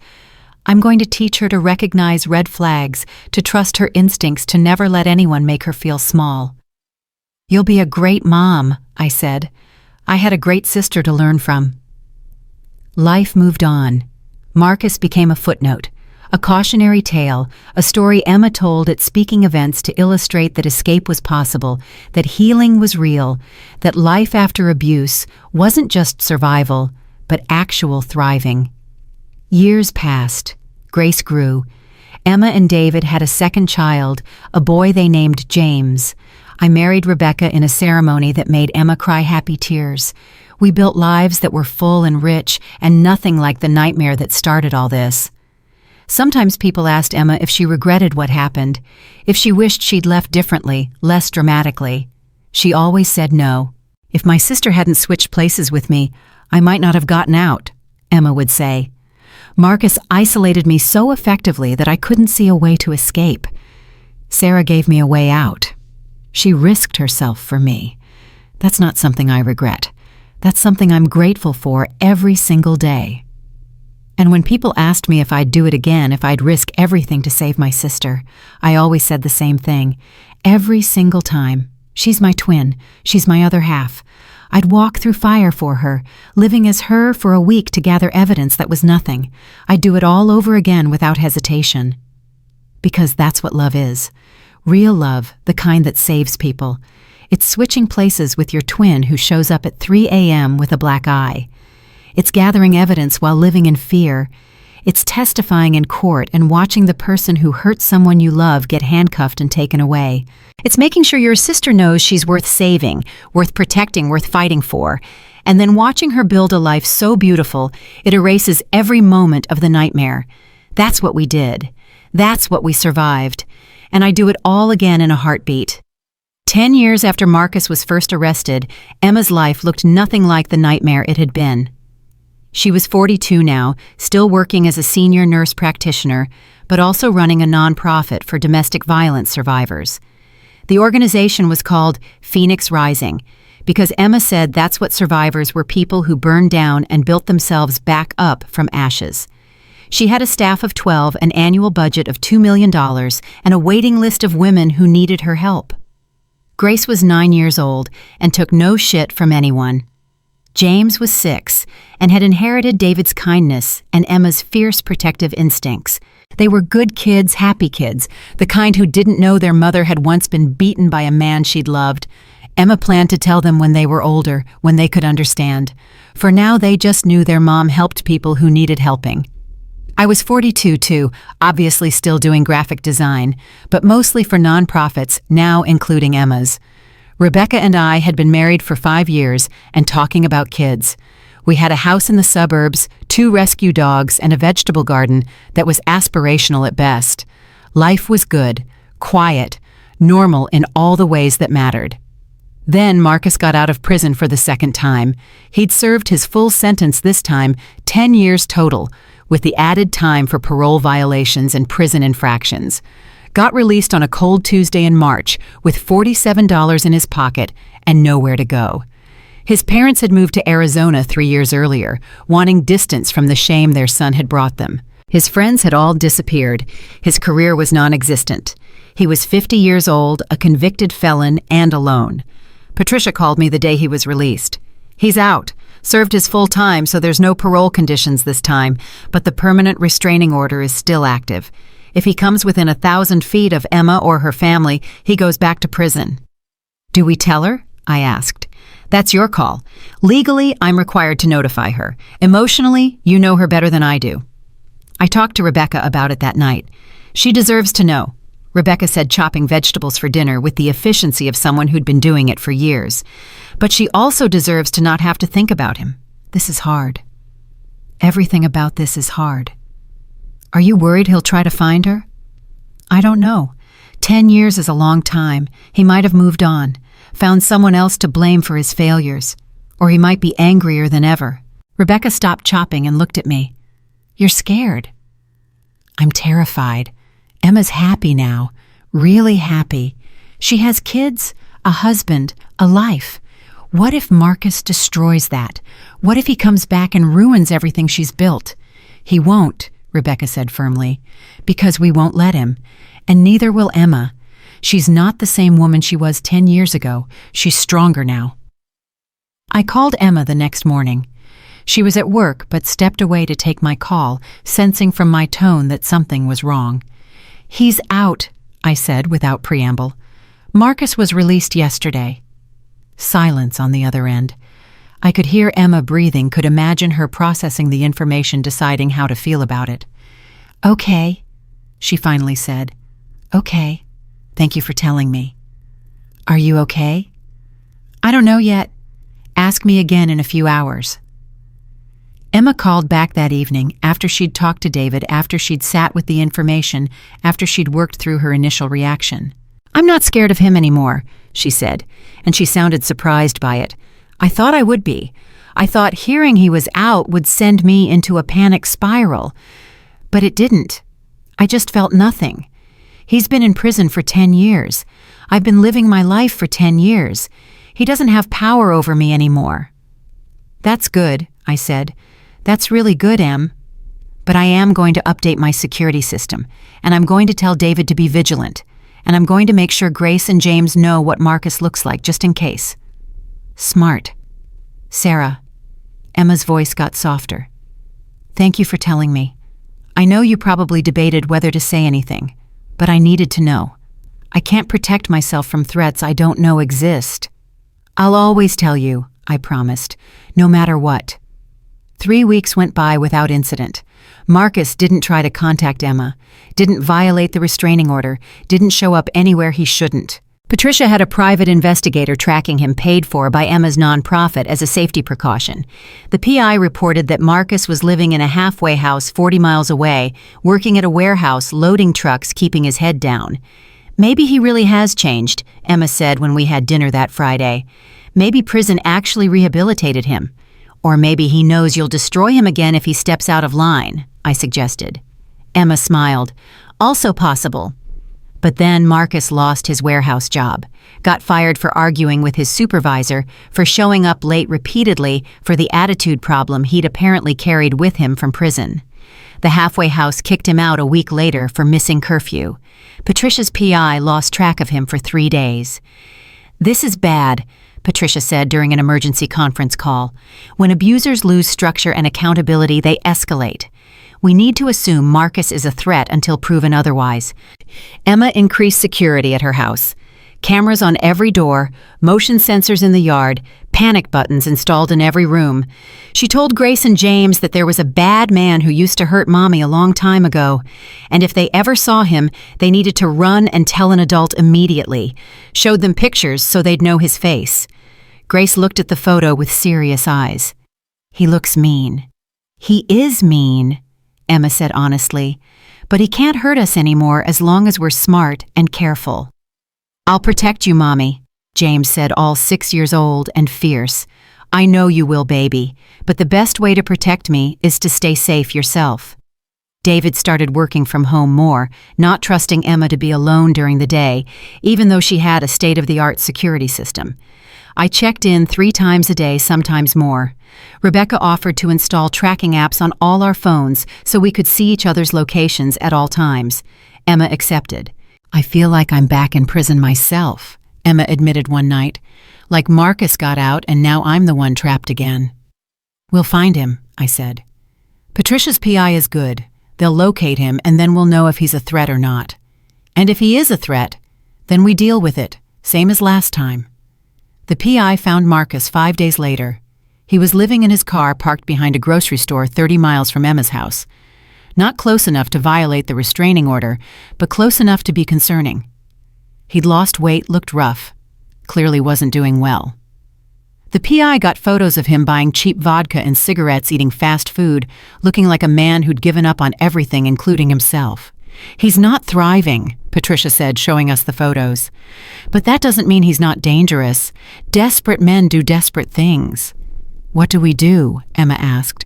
"We wait, we watch, we stay vigilant. And if he makes one wrong move toward you or your family, we have him arrested so fast, his head will spin." But Marcus didn't make a move. He just existed barely in his car behind a grocery store. The PI reported he'd tried to get welfare benefits, but been denied. Tried to get into another halfway house, but they were full. He was essentially homeless, broke and stuck. "Part of me feels bad for him," Emma said quietly. "Don't," I said immediately. "He made his choices. He beat you. He terrorized you. He threatened to kill you. The fact that his life is shit now is direct consequence of his actions. I know that. But he's still a human being. A fucked up, terrible human being, but still human." "Your empathy is going to kill you someday," I said, "or it's going to save me. Either way, it's who I am." 2 weeks after the PI found him, Marcus tried to kill himself. Took a bottle of pills in his car, apparently hoping to just not wake up. Someone found him and called 911. He survived barely and was taken to a psychiatric hospital for evaluation and treatment. Patricia called with the news. "He's on a 72-hour hold. After that, they'll decide if he needs longer-term inpatient treatment. Either way, he's not your problem right now." "Is he going to be okay?" Emma asked, and I couldn't believe she was asking. "Medically? Probably. Mentally, he's got a long road ahead of him. Emma, I need you to understand that this isn't your responsibility. He's not your problem. You don't owe him your concern." "I know I don't owe him anything," Emma said, "but I can still have human compassion for someone who's suffering, even if they made me suffer first." After the call ended, Emma sat on her couch, looking exhausted. David sat beside her, holding her hand. Grace and James were at school, unaware of the latest drama. "Do you want to visit him?" David asked quietly. Emma looked at her husband like he was crazy. "No. God, no.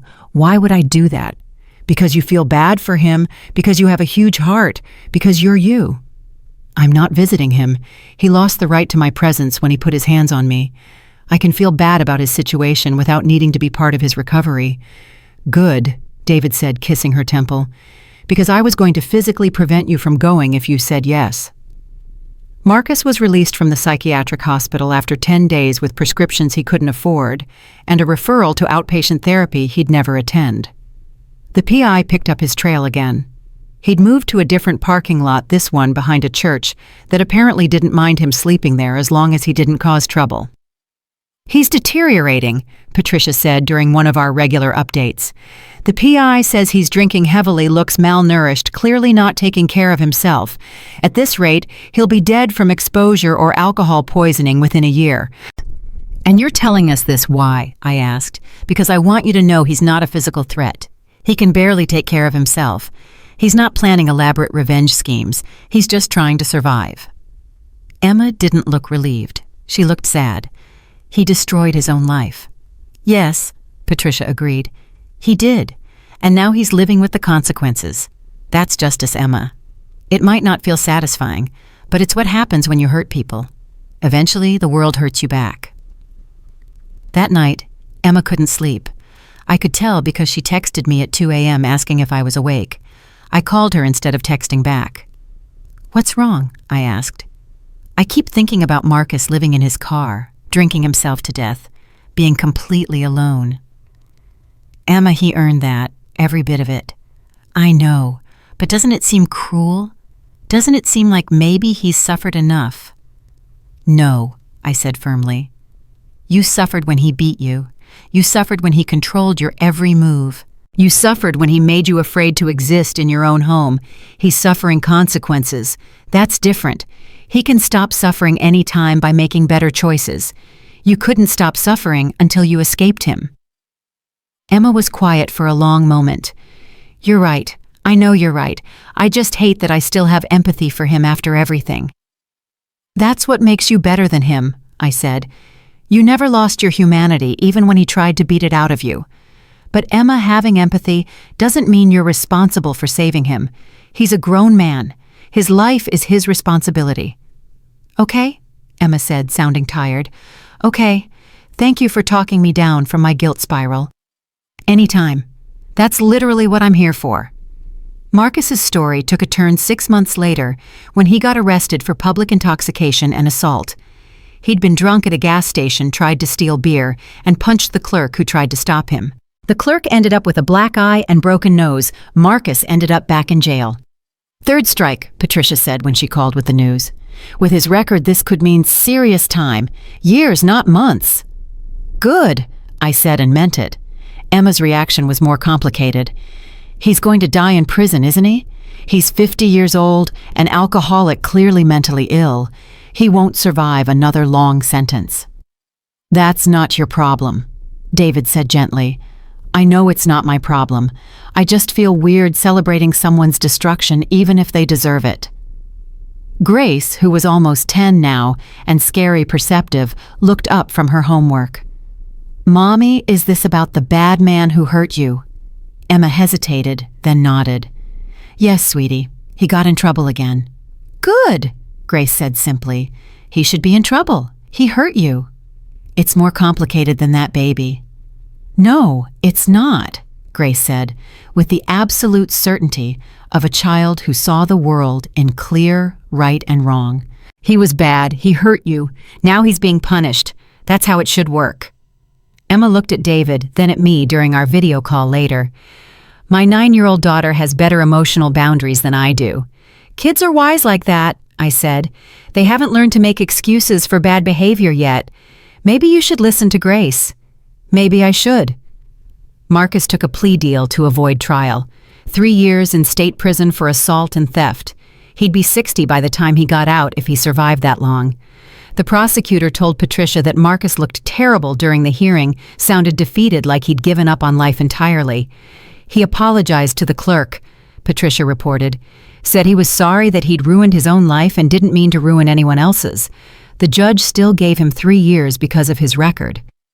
"Did he mention Emma?" I asked. "No, didn't mention her at all. It was like she didn't exist to him anymore." Emma seemed relieved by that. "Good. I don't want to exist to him. I want him to forget I was ever part of his life." Life went back to normal again, or as normal as it could be, knowing Marcus was in prison for the 3rd time. Emma's nonprofit continued to grow. She was speaking at national conferences, now had been featured in magazines and podcasts, was becoming a recognized voice in the domestic violence advocacy world. People knew her story. People were inspired by how she'd survived and thrived. Grace started playing soccer and was terrifyingly competitive. James discovered he loved art and spent hours drawing elaborate fantasy creatures. David got promoted at work. Rebecca and I finally decided to start trying for kids with the understanding that it might take a while since we were both in our 40s. Emma's parents, who were in their 70s, now talked about how proud they were of their daughters, about how Emma had survived something that could have destroyed her, about how I'd been brave enough to risk myself to save her. They didn't talk about Marcus at all, like he'd been erased from family history entirely. Martha Whitmore sent Emma a card every year on the anniversary of Marcus's first arrest. The cards were simple, always handwritten, always saying some version of, "I'm sorry, I hope you're well." Emma never responded, but she kept the cards in a box in her closet. I asked her once why she kept them. Because she's the only one from his family who acknowledged what he did, Emma said. She didn't make excuses. She didn't defend him. She just apologized and kept apologizing. I might not want a relationship with her, but I can respect that she took accountability. You're more forgiving than I am, I said. I'm not forgiving. I'm just letting go. There's a difference. 2 years into Marcus's 3-year sentence, he had a massive heart attack in prison. Years of drinking poor diet stress and refusing to take his prescribed medications caught up with him. He was rushed to the prison hospital but died before they could stabilize him. He was 53 years old. Patricia called Emma with the news. I was at Emma's house when she got the call, coincidentally helping her organize a fundraiser for Phoenix Rising. I watched Emma's face as Patricia spoke, watched the emotions flicker across her features faster than I could identify them. "Okay," Emma said finally. "Thank you for letting me know." She hung up and looked at me. "Marcus is dead." "What?" David came into the room, having heard Emma's tone. "What happened?" "Heart attack. Died this morning in prison." Emma sat down heavily on the couch. "He's dead. He's actually dead." "How do you feel?" I asked carefully. "I don't know. I don't know how I'm supposed to feel. Should I feel relieved? Should I feel sad? Should I feel vindicated?" Emma's voice was shaking. "He's dead, and I don't know what that means." "It means it's over," David said, sitting beside her and pulling her into his arms. "It means he can never hurt you again. It means he can never hurt anyone again." "He was 53, Emma said into David's shoulder. "That's not old. That's young to die." "He killed himself," I said bluntly. "Maybe not deliberately this time, but he drank himself to death, refused medical care, destroyed his body with stress and anger. He chose this." "People don't choose to die from heart attacks, Sarah. People choose the behaviors that lead to heart attacks. Marcus chose to drink, chose to refuse medication, chose to live in constant rage and bitterness. Those choices killed him." Emma pulled away from David and looked at me. "You really think he deserved this?" "I think he earned this. Deserving is complicated. Earning is simple. He earned every consequence that came his way." That night, Emma cried. Really cried, the deep sobbing kind that comes from somewhere primal. David held her while she cried. Grace and James, sensing something was wrong, came and hugged her without asking questions. I sat nearby, ready to help if needed, but knowing Emma needed to process this in her own way. "Why am I crying for him?" Emma asked through tears. "Why do I care that he's dead?" "Because you're human," David said. "Because you loved him once before you knew what he really was. Because grief is complicated, and you're allowed to feel complicated things." "I don't miss him. I'm not sad he's gone. I think I'm sad about what could have been if he'd been different, if he'd been the man he pretended to be at the beginning." "That man never existed," I reminded her gently. "Marcus showed you who he really was. You're mourning a fantasy." I know that. It still hurts." The funeral was 3 days later. Small service, barely attended. Martha Whitmore was there looking old and frail. Robert was dead himself, had died 2 years earlier from cancer. A few distant relatives came. Marcus's lawyer, that was it. No friends, no colleagues, no one whose life he'd impacted positively. Emma didn't go. She stayed home with her family, with her life with the people who actually mattered to her, but she sent flowers to the funeral home with a card that said simply, "May you find peace in death that you couldn't find in life." I went to the funeral, not for Marcus, but to see it with my own eyes, to confirm he was really dead, really gone, really unable to hurt Emma ever again. I sat in the back row and watched them lower a cheap casket into the ground and felt absolutely nothing. Martha saw me on the way out. "Sarah," she said, her voice breaking, "thank you for coming." "I didn't come for him," I said honestly. "I came to make sure he was really dead." Martha's face crumpled. "He was my son. I loved him even though I knew what he'd done." "Does that make me a terrible person?" "No, it makes you a mother. But Martha, he was a terrible person.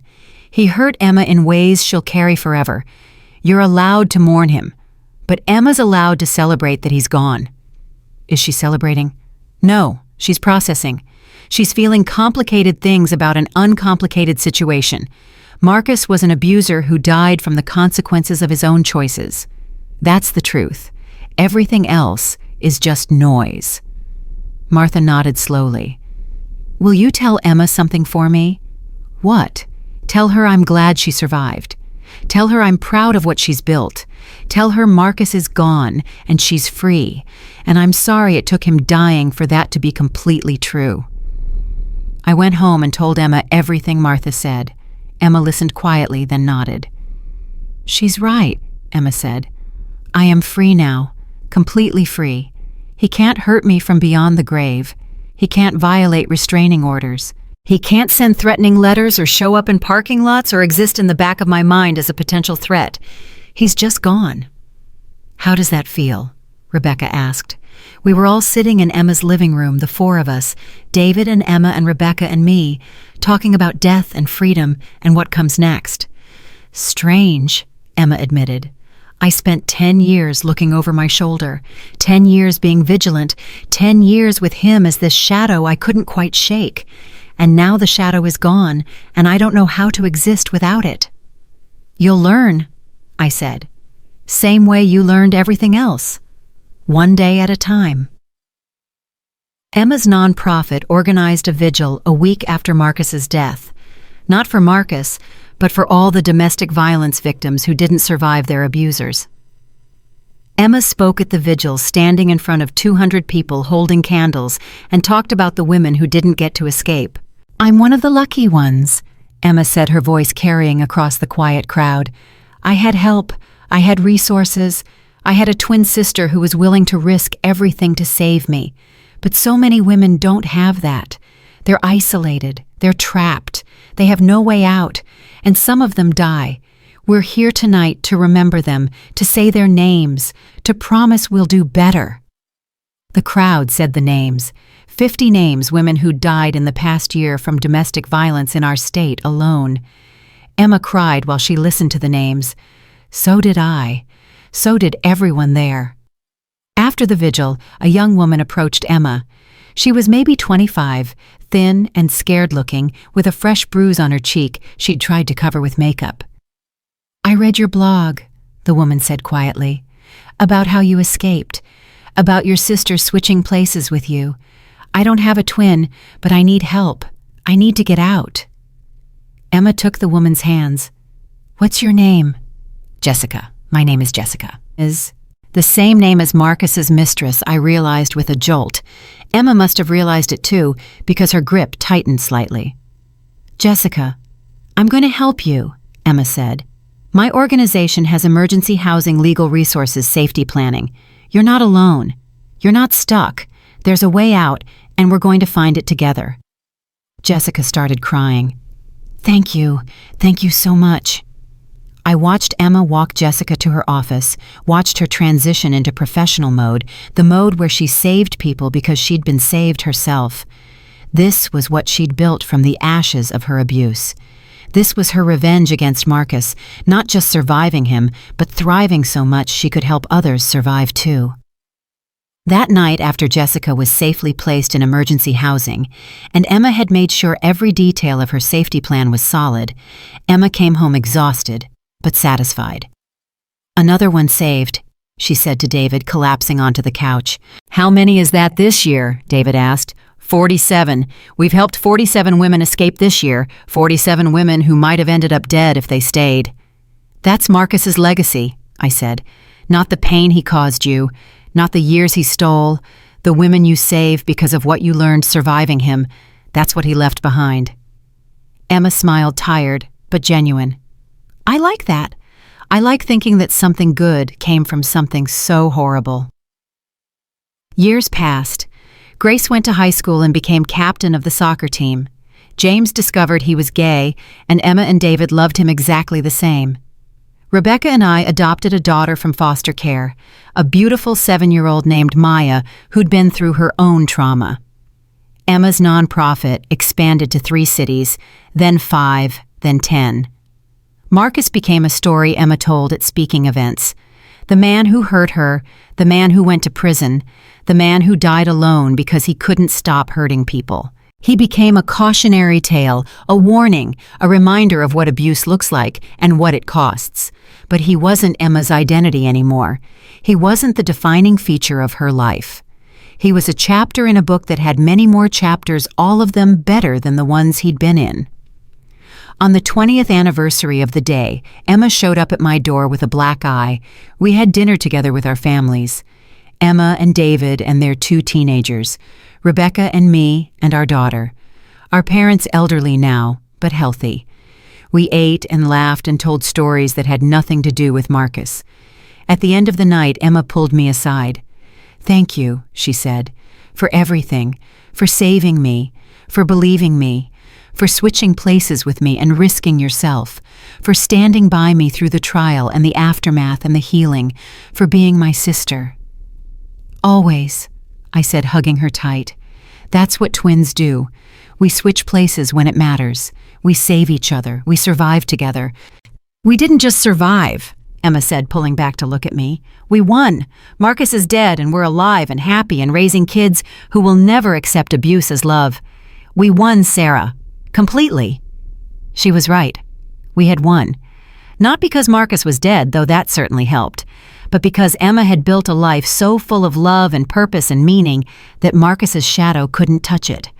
Because she'd taken the worst thing that ever happened to her and transformed it into something that saved other people. That was the real revenge.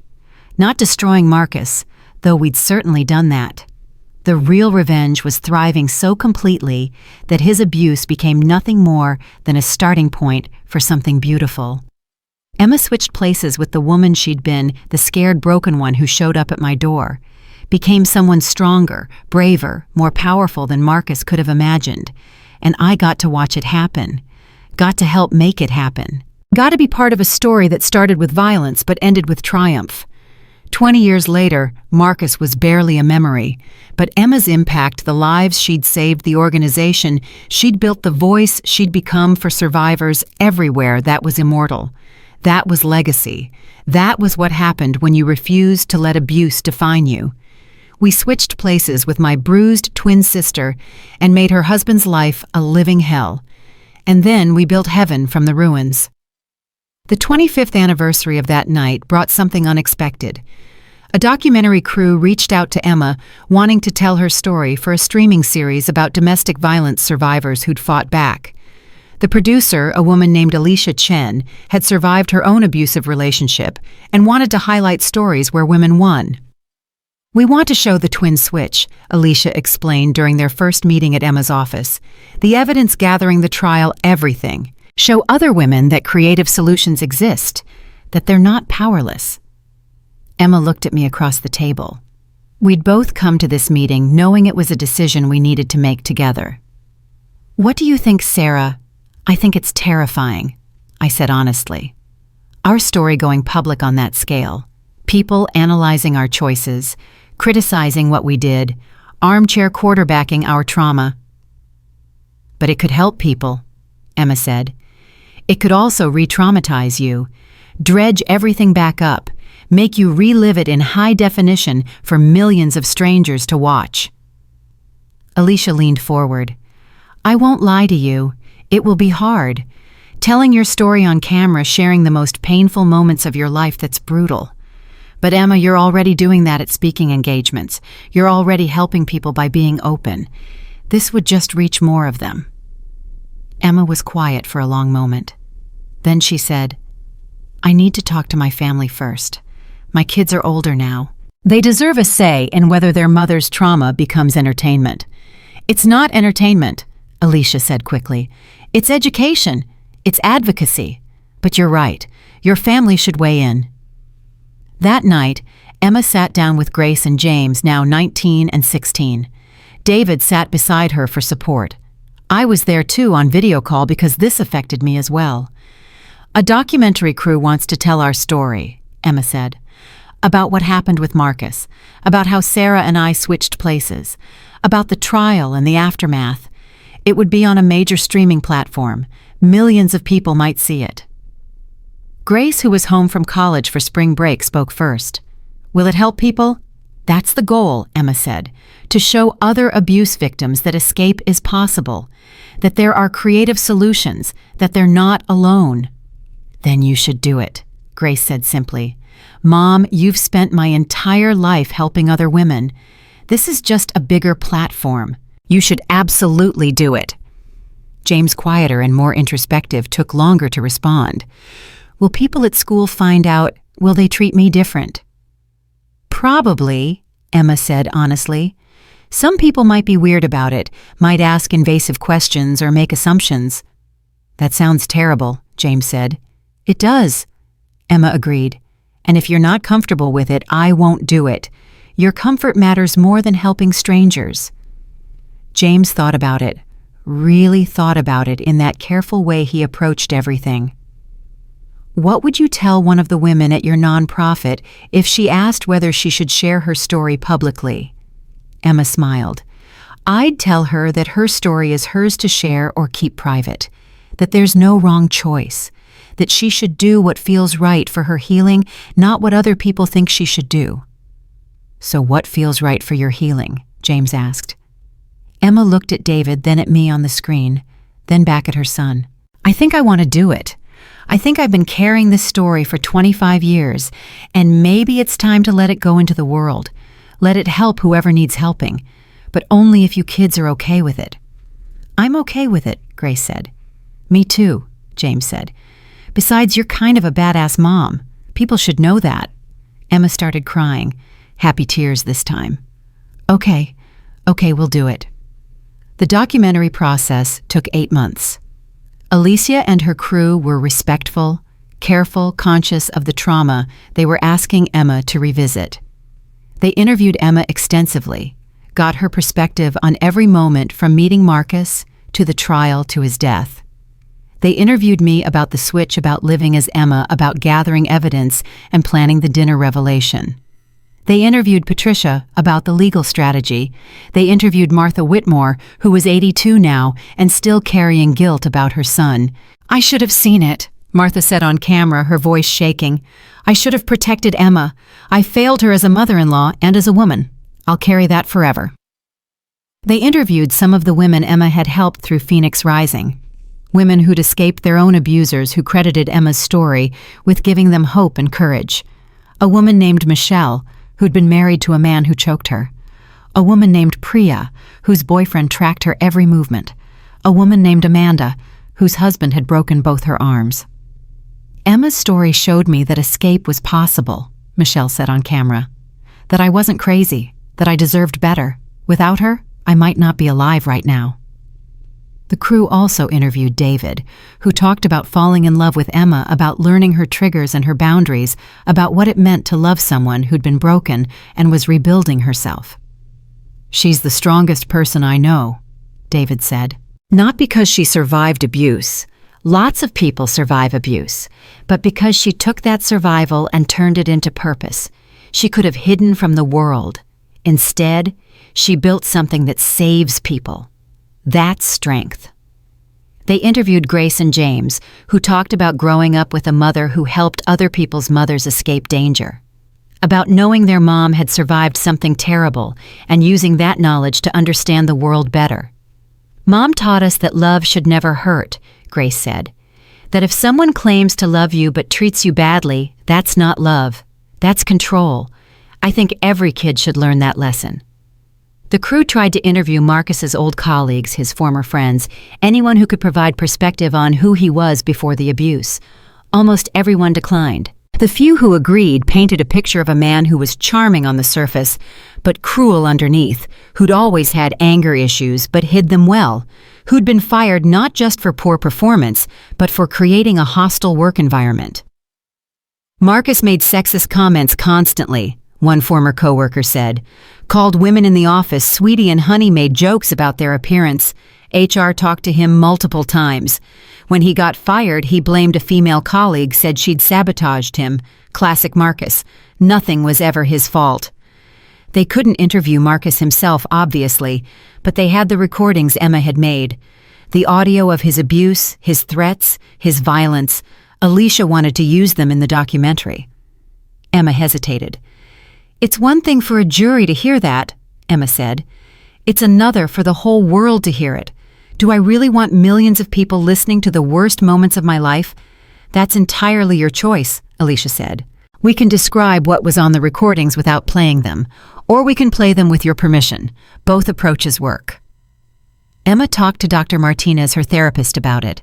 Came back with a decision. Play them. Play the worst parts.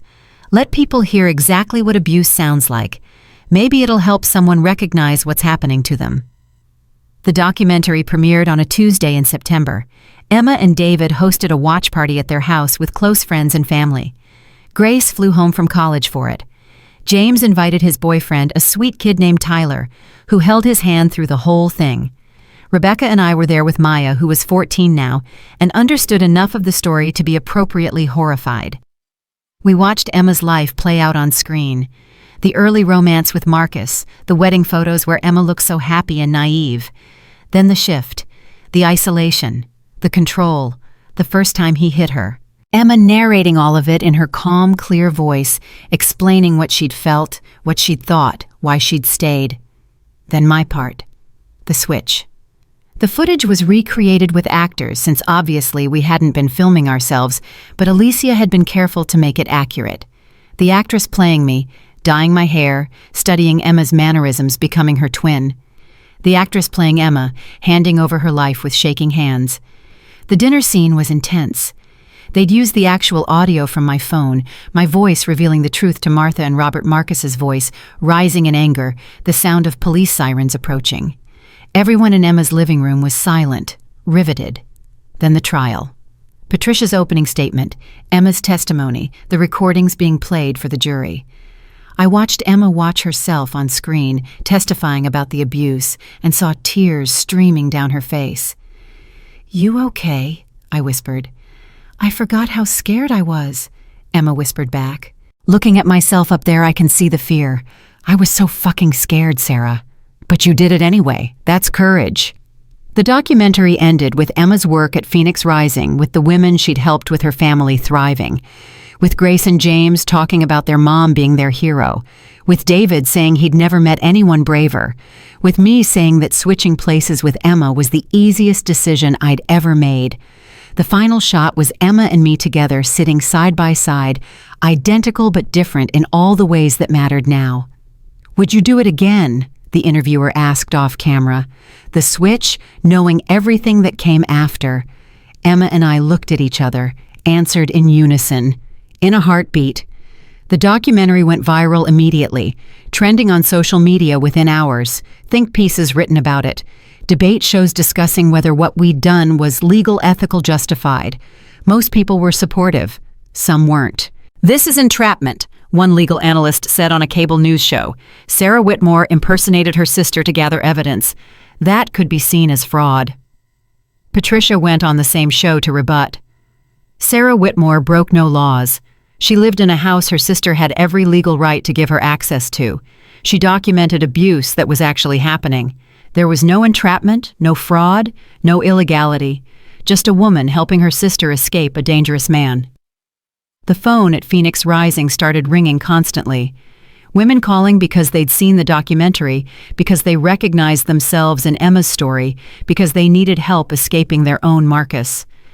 Emma hired 5 new staff members to handle the influx, opened a new shelter, expanded services to 2 more cities. "This is what I wanted," Emma said during a staff meeting a month after the premiere. "This attention, these resources, these women reaching out. This is exactly why I agreed to do the documentary." But with the positive attention came negative attention too. Men's rights activists attacked Emma online, calling her a liar, saying she'd fabricated the abuse for attention and money.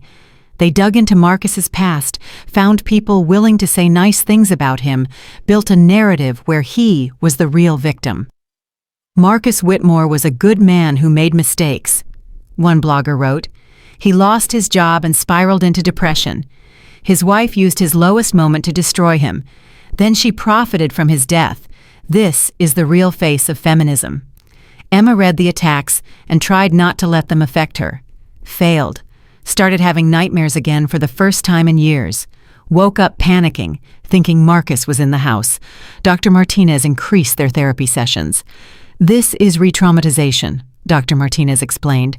The documentary was therapeutic in some ways, but triggering in others.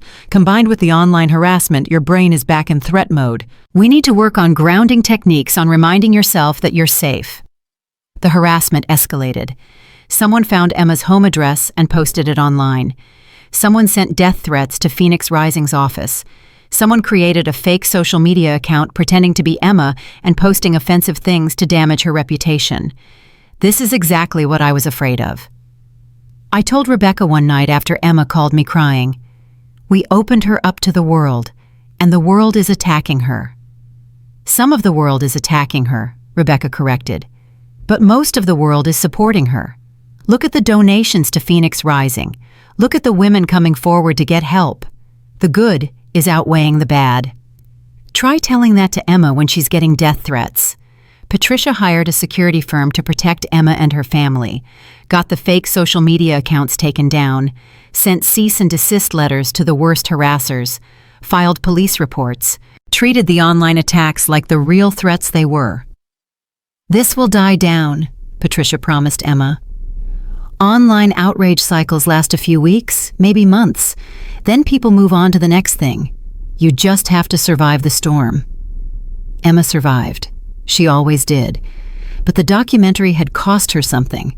Peace of mind, the comfortable anonymity she'd had, the ability to tell her story on her own terms without millions of strangers weighing in.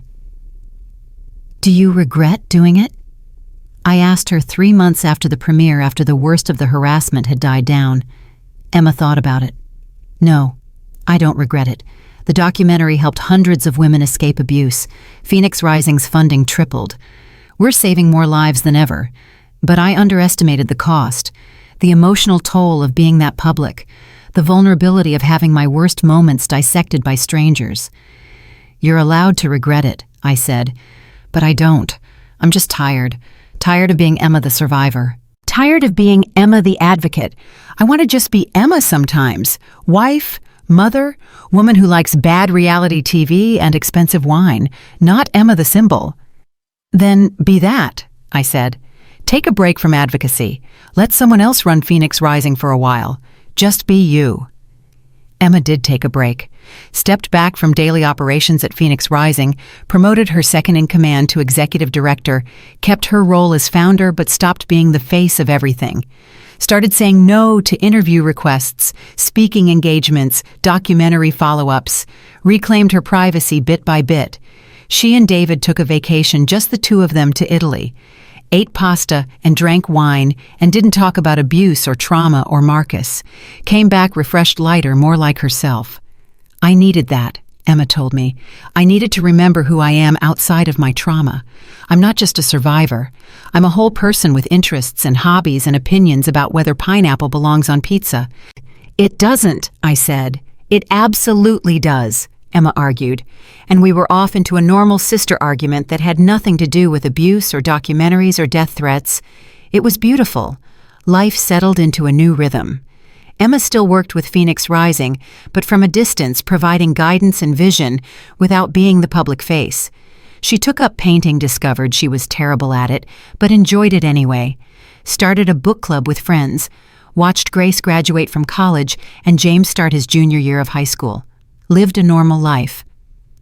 Then on the 30th anniversary of that night of Emma showing up at my door with a black eye, something unexpected happened. A package arrived at Emma's house with no return address. Inside was a letter and a check for $50,000. The letter was from Jessica Marcus's mistress from 3 decades ago. She'd seen the documentary. She'd been living with guilt for 30 years about her role in Emma's suffering. She wanted to make amends. "I know money doesn't undo what happened," Jessica wrote in shaky handwriting. "I know I can never take back sleeping with your husband while he was abusing you, but I want to do something good with the privilege I've had, the life I've built. Please use this money for Phoenix Rising. Help other women who are trapped like you were, like I was in my own way. I'm so sorry, Emma. I'm so deeply sorry." Emma read the letter 3 times, showed it to David, then called me. "Jessica sent me $50,000 for Phoenix Rising." "Holy shit," I said. "I don't know what to do with this. I don't know if I should take it. She was part of the abuse, Sarah. She slept with him while he was beating me." "She was also one of his victims," I reminded her gently. "You said that yourself years ago. She was lied to and manipulated too." I know that, but this feels weird, like she's buying forgiveness. Or like she's trying to turn something terrible into something good, like you've been doing for 30 years. Emma was quiet for a long time. Then she said, "I'm going to take the money. I'm going to use it to open a new shelter, and I'm going to name it the Redemption House, for all the people trying to make amends for their own complicity in abuse, for all the Jessicas who looked away or stayed silent or participated without meaning to." The Redemption House opened 8 months later, a beautiful facility that could house 20 women and their children, provide counseling, job training, legal services. Jessica came to the opening. She and Emma met face to face for the first time in 30 years. They didn't hug, didn't pretend to be friends, but they shook hands, looked each other in the eye, and found a way to exist in the same space without destroying each other. "Thank you for the donation," Emma said. "Thank you for using it well," Jessica replied. "I can't take back what I did, but I can help make sure other women escape. That feels like the only redemption available to me." "Redemption is possible for anyone willing to do the work," Emma said. "You're doing the work. That matters." I watched this interaction from across the room and felt something shift. Emma wasn't just surviving anymore, wasn't just advocating. She was creating space for healing that included even the people who'd hurt her. She was building something bigger than revenge or justice or even triumph. She was building grace. Grace, her daughter, now 24, and working as a social worker, came up beside me. "Mom's amazing," she said. "She always has been." I agreed. "No, I mean she's evolved. When I was a kid, I thought of her as the woman who escaped the bad man. Then as a teenager, I thought of her as the advocate who saved other women. But now I see her as someone who's creating actual systemic change, who's building a world where abuse is less common because more people understand it. That's legacy." "Your mom would say you're being too generous." Grace smiled. "She would, but she'd be wrong. Look around this room. Every person here is connected to someone who escaped abuse. Every person here represents a life saved, a family kept together, a woman who didn't become a statistic. That's Mom's doing. That's her real revenge against Marcus. Not that he died, but that she lived and built this." The party went late. Emma gave a speech about redemption and second chances and how healing wasn't linear, about how she'd spent 30 years processing her trauma and probably would spend 30 more, about how that was okay, about how survivors didn't owe anyone inspiration or positivity or even forgiveness. They just owed themselves the commitment to keep living. "Marcus tried to kill me," Emma said to the room full of supporters and survivors, not all at once, slowly, through violence and control and psychological torture. "He almost succeeded, but I had help. I had my sister who risked everything. I had a lawyer who fought like hell. I had resources and privilege that many survivors don't have. I escaped. I survived. I thrived. And now I spend every day trying to make sure other women have the same chance. That's my purpose. That's my revenge. That's my life." The room erupted in applause. Emma smiled, really smiled, the kind that reached her eyes and made her look decades younger. David kissed her. Grace and James rushed up to hug her. I stayed back watching, letting her have this moment with her immediate family. Later, after most people had left, Emma found me outside looking at stars. "Thank you," she said. "Again, still, always." "You keep thanking me," I said. "You've been thanking me for 30 years. At some point, you have to accept that I did what any sister would do." "Not any sister," Emma said. "Most sisters wouldn't have switched places with me. Most sisters wouldn't have gathered evidence while living with an abuser. Most sisters wouldn't have stood by me through everything that came after. You're special, Sarah. You saved my life and then you helped me build a new one. I'll be thanking you until I die." "Well, stop it," I said, but I was smiling. "You saved yourself. I just helped. You did the hard work of healing, of building Phoenix Rising, of becoming the person you are now. I was support staff. You're the star of this story."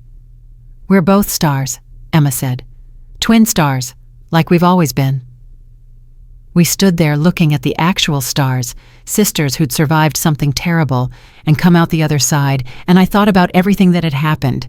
The switch, the trial, the aftermath, the documentary, the attacks, the healing, all of it. 30 years of consequences from one decision, from one night, when Emma showed up at my door broken, and I decided to break the man who'd broken her. It wasn't a fairy tale ending. Emma still had nightmares sometimes, still had triggers, still had days where the weight of everything she'd survived felt too heavy to carry. But she carried it anyway, built something beautiful from it, turned her trauma into purpose and her pain into power. That was the real story. Not that we switched places, not that Marcus went to prison, not that he died alone and miserable. The real story was what Emma built from the ruins. Phoenix Rising, Redemption House, a life full of love and meaning and impact. That was revenge more profound than anything we could have planned. Marcus wanted to destroy Emma. Instead, Emma destroyed the idea that abuse had to define you, that survival meant living small and scared and broken. She showed that you could survive and then thrive, that you could take the worst thing that ever happened to you and transform it into the best thing you ever did. We switched places with my bruised twin sister and made her husband's life a living hell. But more importantly, we built heaven from the ashes of that hell. We created something that outlived Marcus, outlived his abuse, outlived even our own trauma. We created hope, and 30 years later, with thousands of women saved and counting with shelters across the country, bearing Phoenix Rising's name with a legacy that would outlive us both, that hope was still spreading, still saving lives, still proving that abuse doesn't get the final word. Love does. The love between sisters, the love that risks everything, the love that switches places and gathers evidence and testifies in court and stands witness to healing. That love gets the final word, and that's a word Marcus never learned. He died without understanding it. But we lived it every single day. That was our victory. Complete and eternal and absolutely deserved.